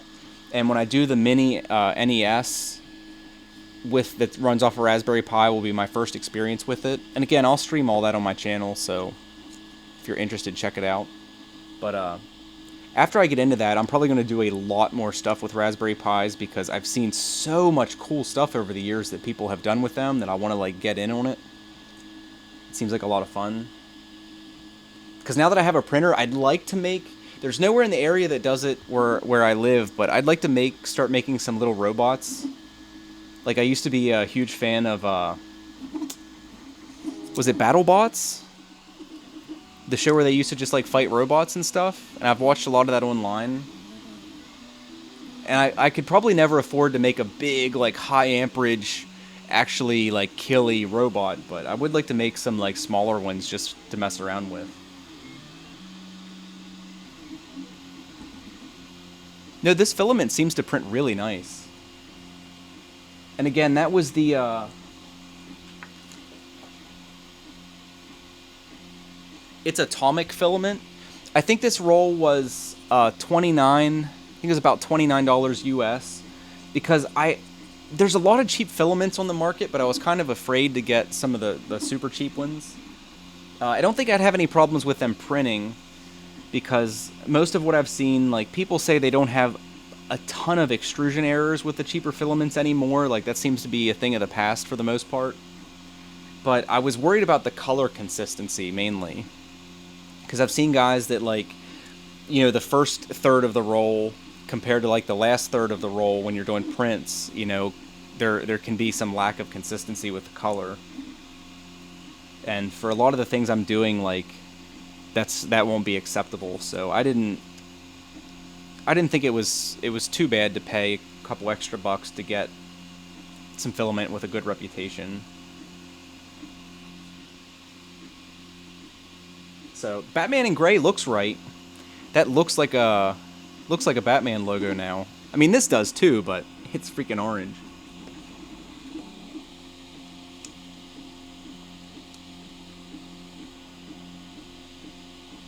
But no, maybe next time I stream, I will do one of the I think there's only a pair of 2-color prints that are provided on the SD card, and they're the little Prusa 3D bottle openers with Joe Prusa's face on it, which I think's hilarious. But I just went ahead, and when it prompted me to switch the color, I just went ahead and said, yeah, it's changed. Proceed. But maybe I will do them in black and white. Or black and white, black and orange. Yeah, I had seen Hatchbox. I actually got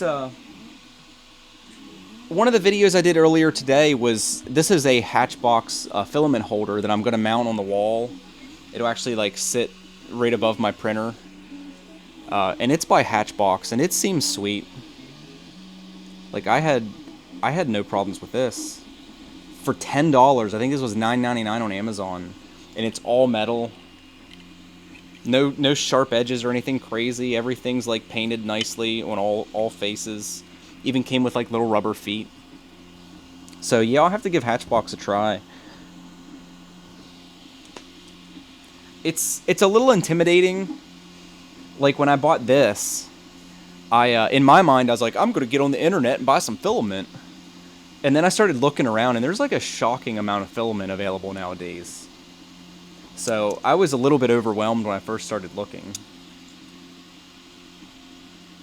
So I'll probably try to get...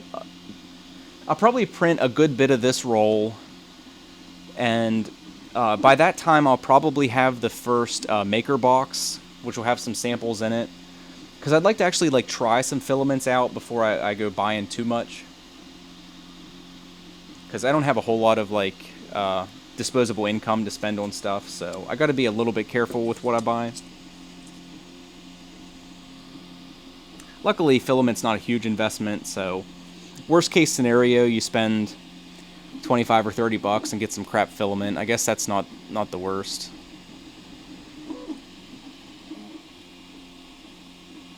$10. Lee in chat said he only likes paying 7.5 pounds, which is about $10 US for a 1 kilogram roll. I would enjoy paying those prices as well. That sounds fantastic. On eBay. See, that scares me. I would assume, like, are they Chinese filaments? Which again, I don't have any fears of having like extrusion problems. I just worry about like color consistency.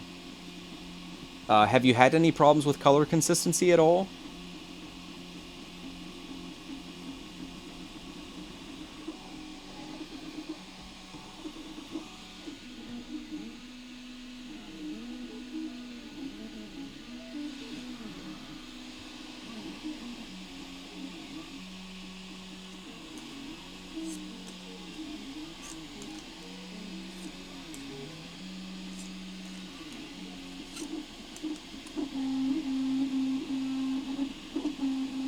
No color problems at all. Yeah, again, if you wanna do the best you can, I know it tries to block links in chat, but if you want to do the best you can to link to one of them, or maybe even just like try to link to one of the sellers you buy from, I'll check it out and potentially put a link in the description of this video if you'd like me to.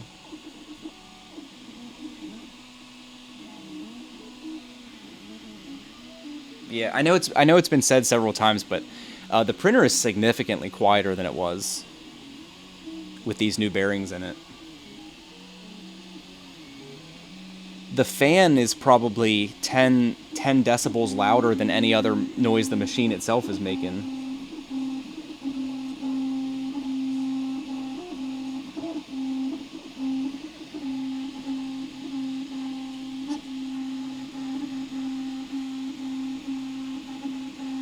No, it seems sweet. It seems like this is definitely a worthwhile upgrade to do if you have one of these printers. Well, I guess any i3 printer is going to have similar bearings. So yeah, even if any of you guys in chat don't have a Prusa i3, I think the link's already in the description for the Drylin bearings that we installed, but totally worth the time and effort to put in, I think. I guess it's yet to be seen how well they wear over time. But I'll do some update videos in maybe a couple weeks or so, and we'll check them and see if there's any play or if there seems to be any like dust or residue that indicates that they are wearing.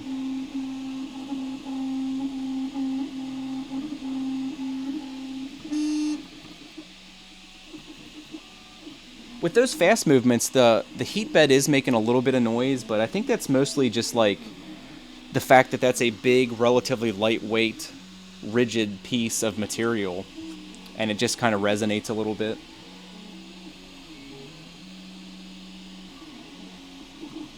But no, there's almost no bearing noise now.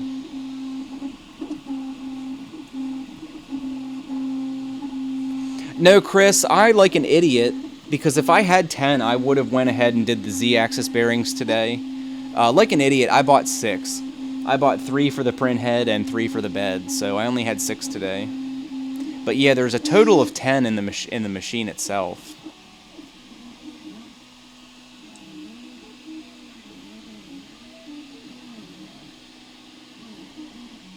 So yeah, at $2 a piece, and I think, being that they're so lightweight, you can probably still get first-class shipping in the United States from Folger Tech, like the place I bought them from. So you're looking at $23 for all 10 bearings to replace them, which it is in hindsight. It's kind of a no-brainer to go ahead and do all of them while you have the machine disassembled.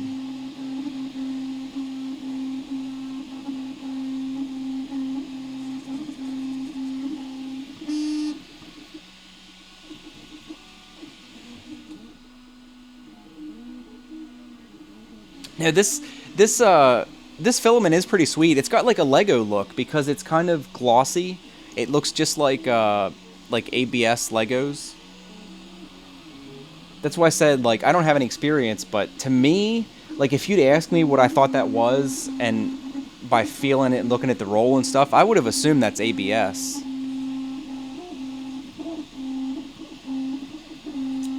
Because this stuff, the orange has like kind of a satiny kind of finish. It's not real glossy like that gray is.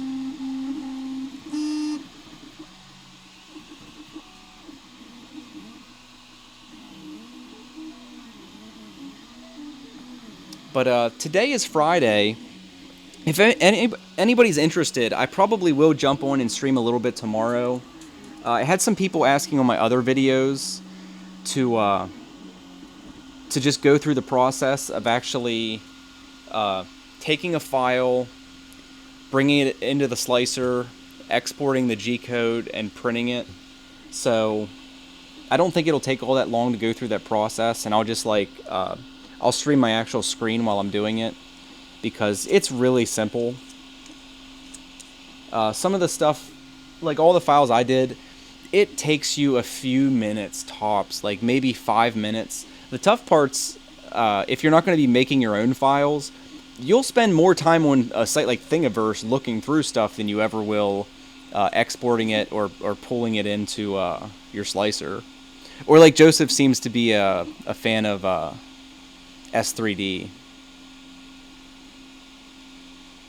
But yeah, we'll say your slicer of choice. But you do have the added benefit of the slicer that comes with the machine, whether you buy the kit or the pre-assembled. It's pre-configured, so you don't actually have to change anything as long as you're using standard materials for the most part. Like I said, on some prints like this one, I did go in and I changed like the number of perimeter layers that it has, and I put a slightly denser infill on it. But for the most part, you need to essentially change nothing. You just bring it into the slicer, make duplicates of it if you want to print more than one at a time. Or if you don't, you just bring it in, export the G-code, put it on your SD card, and you're good to go. I guess it's slightly different if you're going to be printing tethered, but I haven't done that yet because I don't really have any desire to. If people want to see that, I guess I'd be willing to tether the printer to my computer and just go through the process to see how different it is, but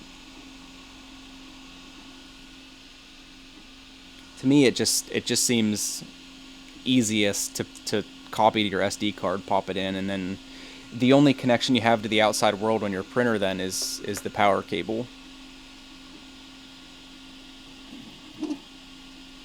But I suppose I'll ask anyone who has experience with it, when you print with a Raspberry Pi or another device, do you just connect to that over your Wi-Fi or like your network, or do you have to actually like put it on an SD card and then do it that way anyway?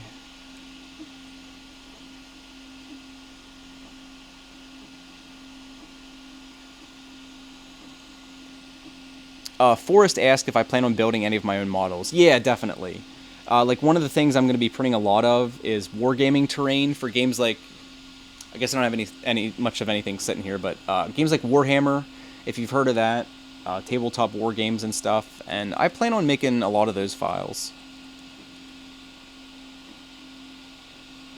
Because most 3D programs, depending on what experience you have, they're really straightforward to use. It can just be difficult to take something that you have in your mind and actually like execute it in a 3D modeling program. But if you start with some of the simpler, like free alternatives, they start you with a fairly simple tool set. So it's not that difficult to get started. It can just be difficult to actually think of how you want to do things. That for a lot of people seems to be the challenge.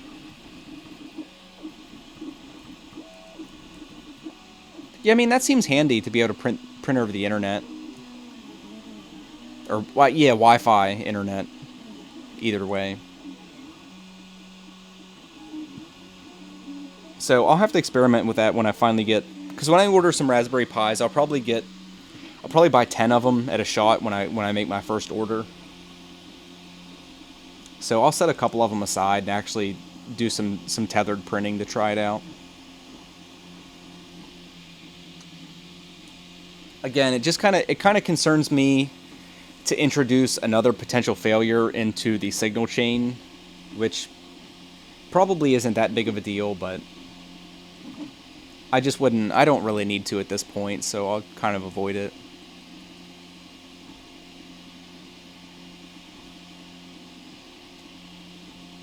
Yeah, Prometheus, I'll be getting the Pi 3s if I do. I think some of the projects I can probably get along or get away with using some of the older Pis because they're a tiny little bit cheaper, but it's nice having access to all the features that the 3s have.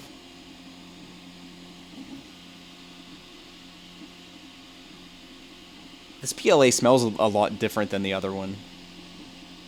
This one has like a more pleasant kind of sweet organic smell. Yeah, I haven't seen anybody complaining that Pis have a problem with like random reboots or software failures or locking up or anything, but... So like I said, when I actually have some in the shop, I'll give it a try and experiment with them.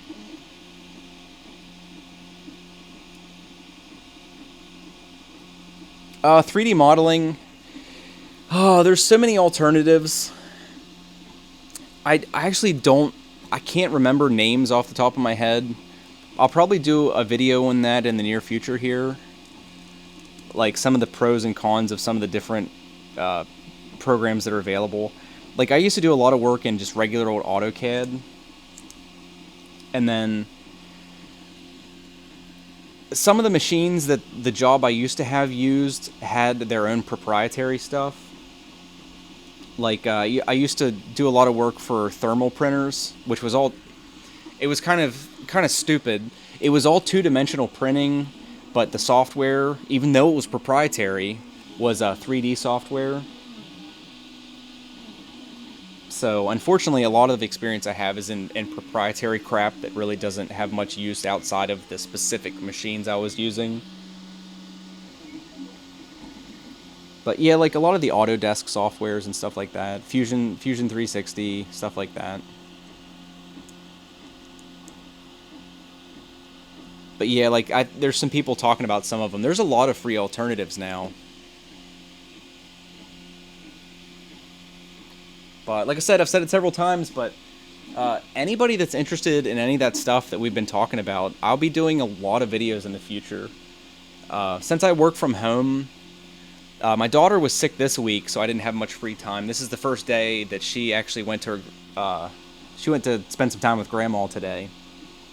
But no, I plan on doing quite a bit of content. I had a channel with a couple friends that I wanted to do a bunch of stuff on, but we never just kind of got on the same page with stuff, so I never ended up making as much stuff as I'd like to. Because like I had mentioned earlier, I plan on doing a lot of normal videos where I do some filming, some editing, have an intro, and all that normal YouTube stuff. But for the time being, it's just been easier to stream. because I don't have to bother editing. Like, I can just stream, and then the videos are available to anyone to see later. But yeah, in the future, I'll do videos on all kinds of stuff. I'll run down the list quick, just for a bunch of the new people that are here. But we're going to do, since I'm new to 3D printing, I'm going to document basically everything I do, like all of the problems I run into, all of the solutions to any of those problems that I end up finding. The multi-material add-on to this machine is coming in the near future. I'll be doing videos on that. You can see behind me, I do restoration and modifications to like classic gaming consoles like the Nintendo NES, Super Nintendo, the Genesis. I'd like to get into doing HDMI mods for the N64. What else? I make wargaming terrain. Like I used to, I'll grab it, it's sitting right here.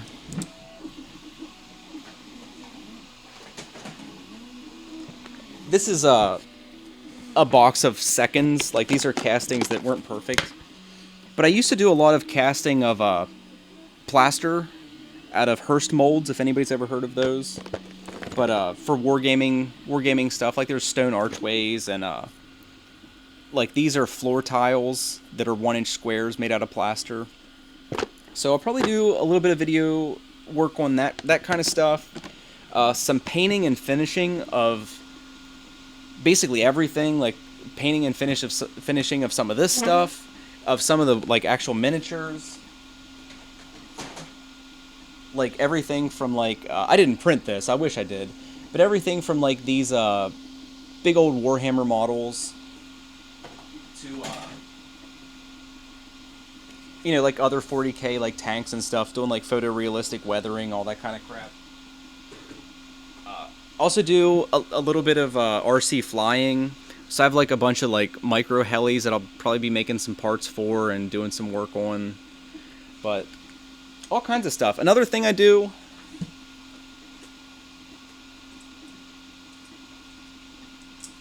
another big hobby of mine that people always think's funny is I do a lot of lock picking. I've always been into lock picking. So I have a couple instructional videos on another channel I have, but I'm probably going to be migrating a lot of that to this channel. But I'll be doing a lot of lockpicking how-tos, like buying picks, making some of your own picks, techniques for different kinds of locks and some higher security locks, stuff like that. But yeah, all kinds of stuff. I've been dabbling in photography lately since I got a decent camera finally. So there'll be all kinds of stuff on the channel here if anybody's interested to see. Like, you can go ahead and subscribe. I could print keys. I would like to try some of that. There's a couple different techniques that you can use that if you have key blanks and to dumb it down, you wiggle them in the locks. I mean, there's a little bit more to it than that. But if you wiggle them in the locks, the locks themselves will put impressions on the key, and then you can file the key down to actually make an actual key instead of picking the lock. You'll have a key that works in that lock that you can open it any number of times. But it'd be fun to do that. Someone actually just made a fantastic suggestion. John just suggested making a pin tray, which I don't have right now. And what they are is when you pull a lock apart, all of the pins that actually are the mechanism that the lock uses to lock. People make trays that have nice little slots. You can disassemble the lock and lay all your parts in the tray nice and neat, so you can more or less have them in the place they're supposed to be, but disassembled. I would love to print myself one of them, because I could really use one. I've dropped a lot of stuff on the floor that I wish I wouldn't have. But yeah, that's a fantastic idea, John. I'll have to put that on my short list. But all kinds of stuff. There's so much stuff you can do just in life in general. But like with a 3D printer, there's so much stuff you can do. It's kind of an amazing little piece of equipment. I need to make myself a camera mount instead of having it kind of zip tied to an old lamp stand, being all kind of ghetto. Oh, you already have an STL file. That's interesting. I'll have to check that out. If you private message me on my channel, I don't know how to do that exactly, but I know you can. If you send me a private message, I'll get back to you on that, because that is something I'd be interested in for sure. Because anybody that knows even a tiny little bit about lockpicking has probably heard of Bosnian Bill on YouTube. And I know people have printed him some pin trays and stuff, and that would make me kind of warm and fuzzy inside to actually print him one out and send him one. But there's all kinds of things, because my channel is kind of growing at a rate that shocks me, that anyone cares to sit and watch me do stuff. But if we keep going at the rate we're going now, there's going to be some giveaways in the future for sure, because it's like these batarangs. I'd mail these to some people, throw a stamp on an envelope and send them out. That's cool to me. I always like when YouTubers and stuff kind of interact with their audience. Alright, looks like we have a sweet little gray batarang here. I'll give that a second to cool down.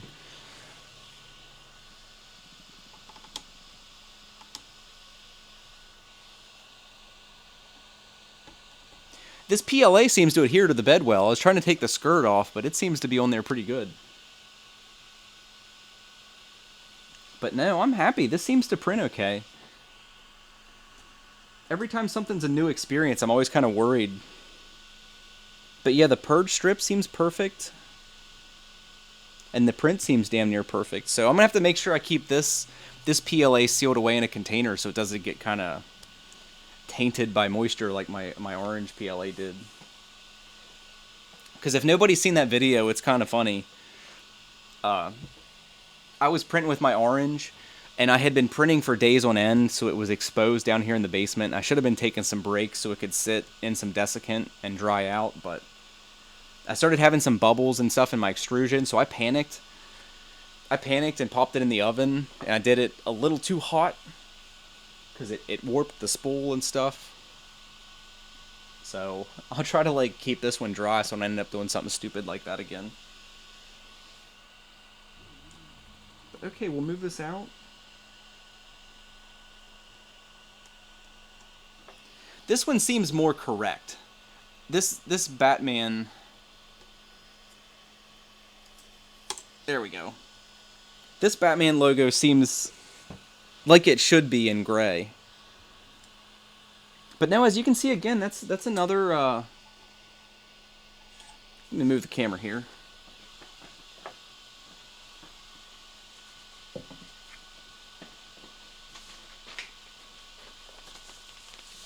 We'll set it on a piece of paper for contrast, but...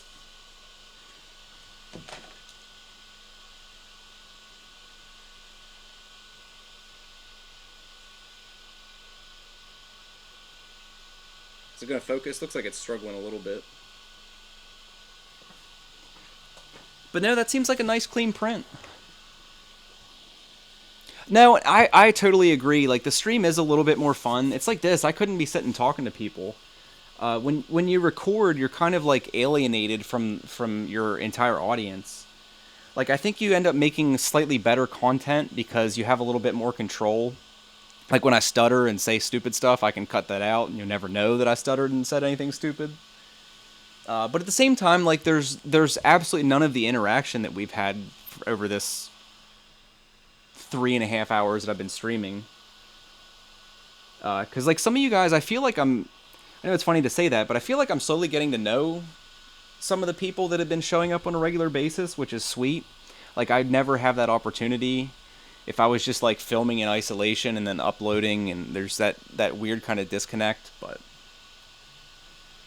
But no, I think... I was actually thinking of that today. Like, the more I've been doing videos like this and streaming, the more I'm kind of liking it better than the whole, like, production process of, like, filming regular videos. I think there's still some things I'd like to do that it kind of makes more sense to do a video. Like, one of the things I'd like to do... let me turn this off. One of the things I'd like to do kind of soonish... I was talking to some people in chat the other day. Again, an idea I wouldn't have had if I wasn't streaming. But, is just getting like a predetermined shape. It'd probably just be like an oblong block that's maybe a little bit longer than this, probably about as wide as this, and then half inch to a 3/4 of an inch thick, and just doing some strength tests for some of the different infills, because it's something I've gotten questions about. Because like I think the 3D honeycomb would be one of the stronger ones, but maybe not. I don't know. But I'd like to do tests like that. I think that makes a little more sense to do an actual video as opposed to a stream. But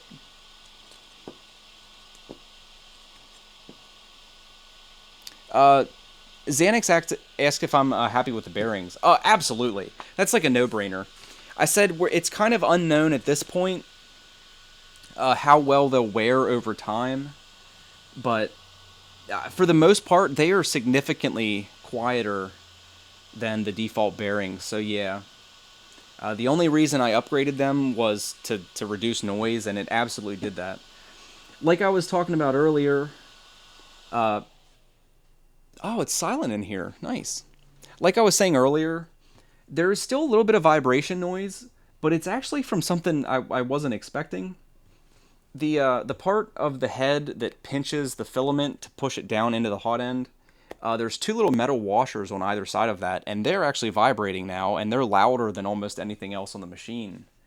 So I'll probably switch those to some kind of insert appropriate material here, but I'll switch them to some kind of like non-metal, or maybe even like a coated metal washer to eliminate that vibration noise. And then at that point, the fan will be the loudest part of the machine, so that'll be next in line. But no, I'm totally happy for the $14 I think I spent on the bearings. They're absolutely worth the little bit of frustration to install. Yeah, like Prometheus suggested Teflon.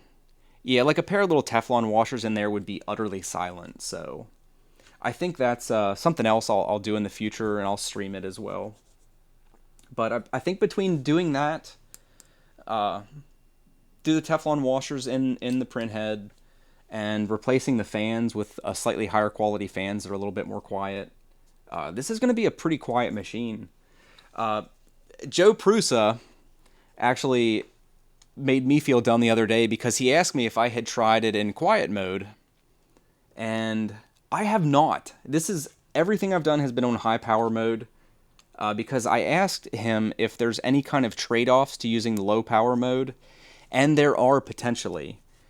He said that if there are any problems, like if you have any binding at all for any reason, since it's sending lower voltage to the stepper motors, you can get missed steps, which I'd rather just tolerate the noise, maybe do some modifications like we've been doing to get the overall noise level of the machine down, and just print it high power mode so you don't run... It's the same reason I avoided using the Pis, the Raspberry Pi tethered printing. I don't want to introduce any new possible failures if I don't have to. If there's other ways to like circumvent those problems, I'd rather just like put a little bit of effort in and do that.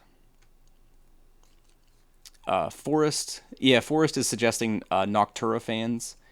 I'll make a note of that, and when I'm doing research, I'll check those out, because I might even do that next week. I mean, there's no reason to hold off. Fans aren't very expensive, and I think the only complication we've already kind of touched on earlier in chat is the fans that are on here now have nice long leads, like the power line on this front fan, for instance.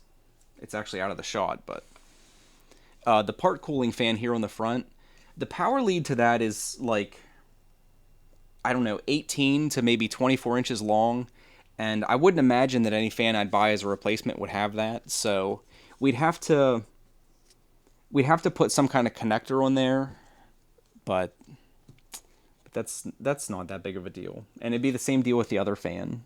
So that's the only foreseeable issue that I can think of with replacing the fans. And Stefan, yeah, that is the obvious comment. He said to print my own washer. I mean, I can't argue with that logic. I am sitting here with a 3D printer in front of me, so that does make a whole lot of sense in a lot of ways. I just wonder, like, that is a tiny little washer in there, so yeah, I guess we could make one that small.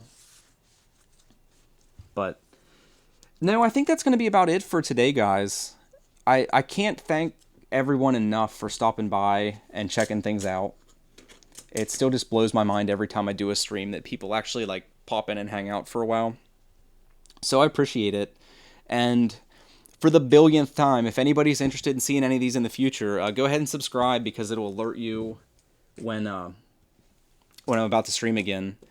And I will get, as much as I hate social media. I try to avoid it because it's like a black hole for time. But in the near future here, I'll get a Twitter account and stuff set up. And I know a lot of people use that to get info on streamers and just general idea what's going on. And I'll try to schedule some of these streams instead of just like randomly appearing online like I have been. So yeah. I'm just catching up on chat here.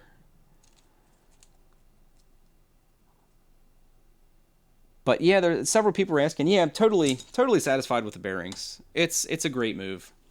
At $1.99 a piece and an insignificant amount for shipping, I couldn't recommend more that somebody does it if you feel comfortable taking your machine apart. All the guys that did the kit, it's kind of a no-brainer. If you can do the kit, you can install the bearings, so you might as well go ahead and spend a couple bucks and do it.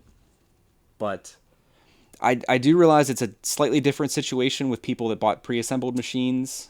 Like, I myself would be a little hesitant to rip something apart that I paid $200 to have professionals assemble. Like, I understand that. But no, I think it's a worthwhile upgrade. It's something worthwhile enough that I think it would be something worth Prusa Research looking into to offer as like a small upgrade. Same with slightly better fans. If it cost the end user like me $14 to get these bearings, I would assume they could come up with some kind of agreement to get them cheaper. So that actually, Joe, if you ever make it 3 hours into this stream for some reason, I think it's worth looking into to actually start selling these with those bearings because it does make a significant difference on the noise output. And it's a much better alternative than running in low power mode, I think, because they don't introduce any like additional potentials for failure. So I think it's something to consider, especially being that the cost is insignificant. Same with fans. Give us some ball bearing fans, man. I can't complain about Prusa, man. They provided a fantastic little machine. So they obviously know what they're doing. But yeah. Loving the stream so far. I'm glad. Oh, actually, it just struck me who that was. Thorin, that just commented in chat, is actually a friend I have in real life. So that's cool that you're stopping by, man. No, hopefully, it's kind of laughable. If you look on one of the earlier YouTube channels I had, our content quality was so bad. We had a little 720p webcam with no editing, and we were all nervous as hell and couldn't talk right when the camera was on and stuff. So it's kind of funny to like have people complimenting me on the things we're doing now. Like I've come a long way. I keep saying we, but yeah, it was mainly like my own personal journey with like streaming, and I know you can't see a lot of it, but just everything involved in like doing a little bit of production and stuff. So no, it definitely is appreciated when people like have nice things to say. Arthur, this is to Arthur that just asked where can I see it from the beginning, and anyone else. When I stream like this, it will all be available on my channel in a bit. It takes, especially longer streams, YouTube processes them because they're kind enough to offer them in basically any resolution you want to watch it in. So like when I end this, this stream will be processing for a couple hours probably, and then it'll be available on the channel. So it'll be there if you have interest in seeing it later. Which hopefully, I would imagine there's a lot of people that are curious about this upgrade because I had heard people talking about the Drylin bearings for a while, but I couldn't really find any definitive information. I mean, there's some forums and stuff you can dig through to find information, but I just wanted to make a video, and there are some struggles ahead if you watch me installing it, because the bearings in here were easy, the three in the print head were easy, and the three in the bed were easy for the most part. What was not easy was putting the belt back on the bottom, which I apparently didn't have to take off. So yeah. Pro tip: don't take the belt off if you don't want to mess with it for a half hour later when you got to put it back on. But all right, I'm rambling, guys. I'm gonna cut it for today. More than likely, I'll do at least one more stream this weekend. Like I said, in the future, I'll start scheduling them a little bit so people can kind of make arrangements to stop by if they'd like to. But for the next little while, I'm just going to be randomly appearing online. So thanks everybody that stopped by. Like I said, if you want to see some more stuff, go ahead and subscribe, because there's going to be a lot more in the future, and I'm going to be fairly consistent. Like, I'm finally to the point where I have everything set up down here that it's not too big of a deal to jump online for a little while. So we'll be doing lots of stuff. From lockpicking to gaming to whatever. To do all kinds of stuff. And a lot of 3D printing stuff. So, yeah, thanks again, guys. Thanks for hanging out with me for a couple hours. And we'll see you again. Bye.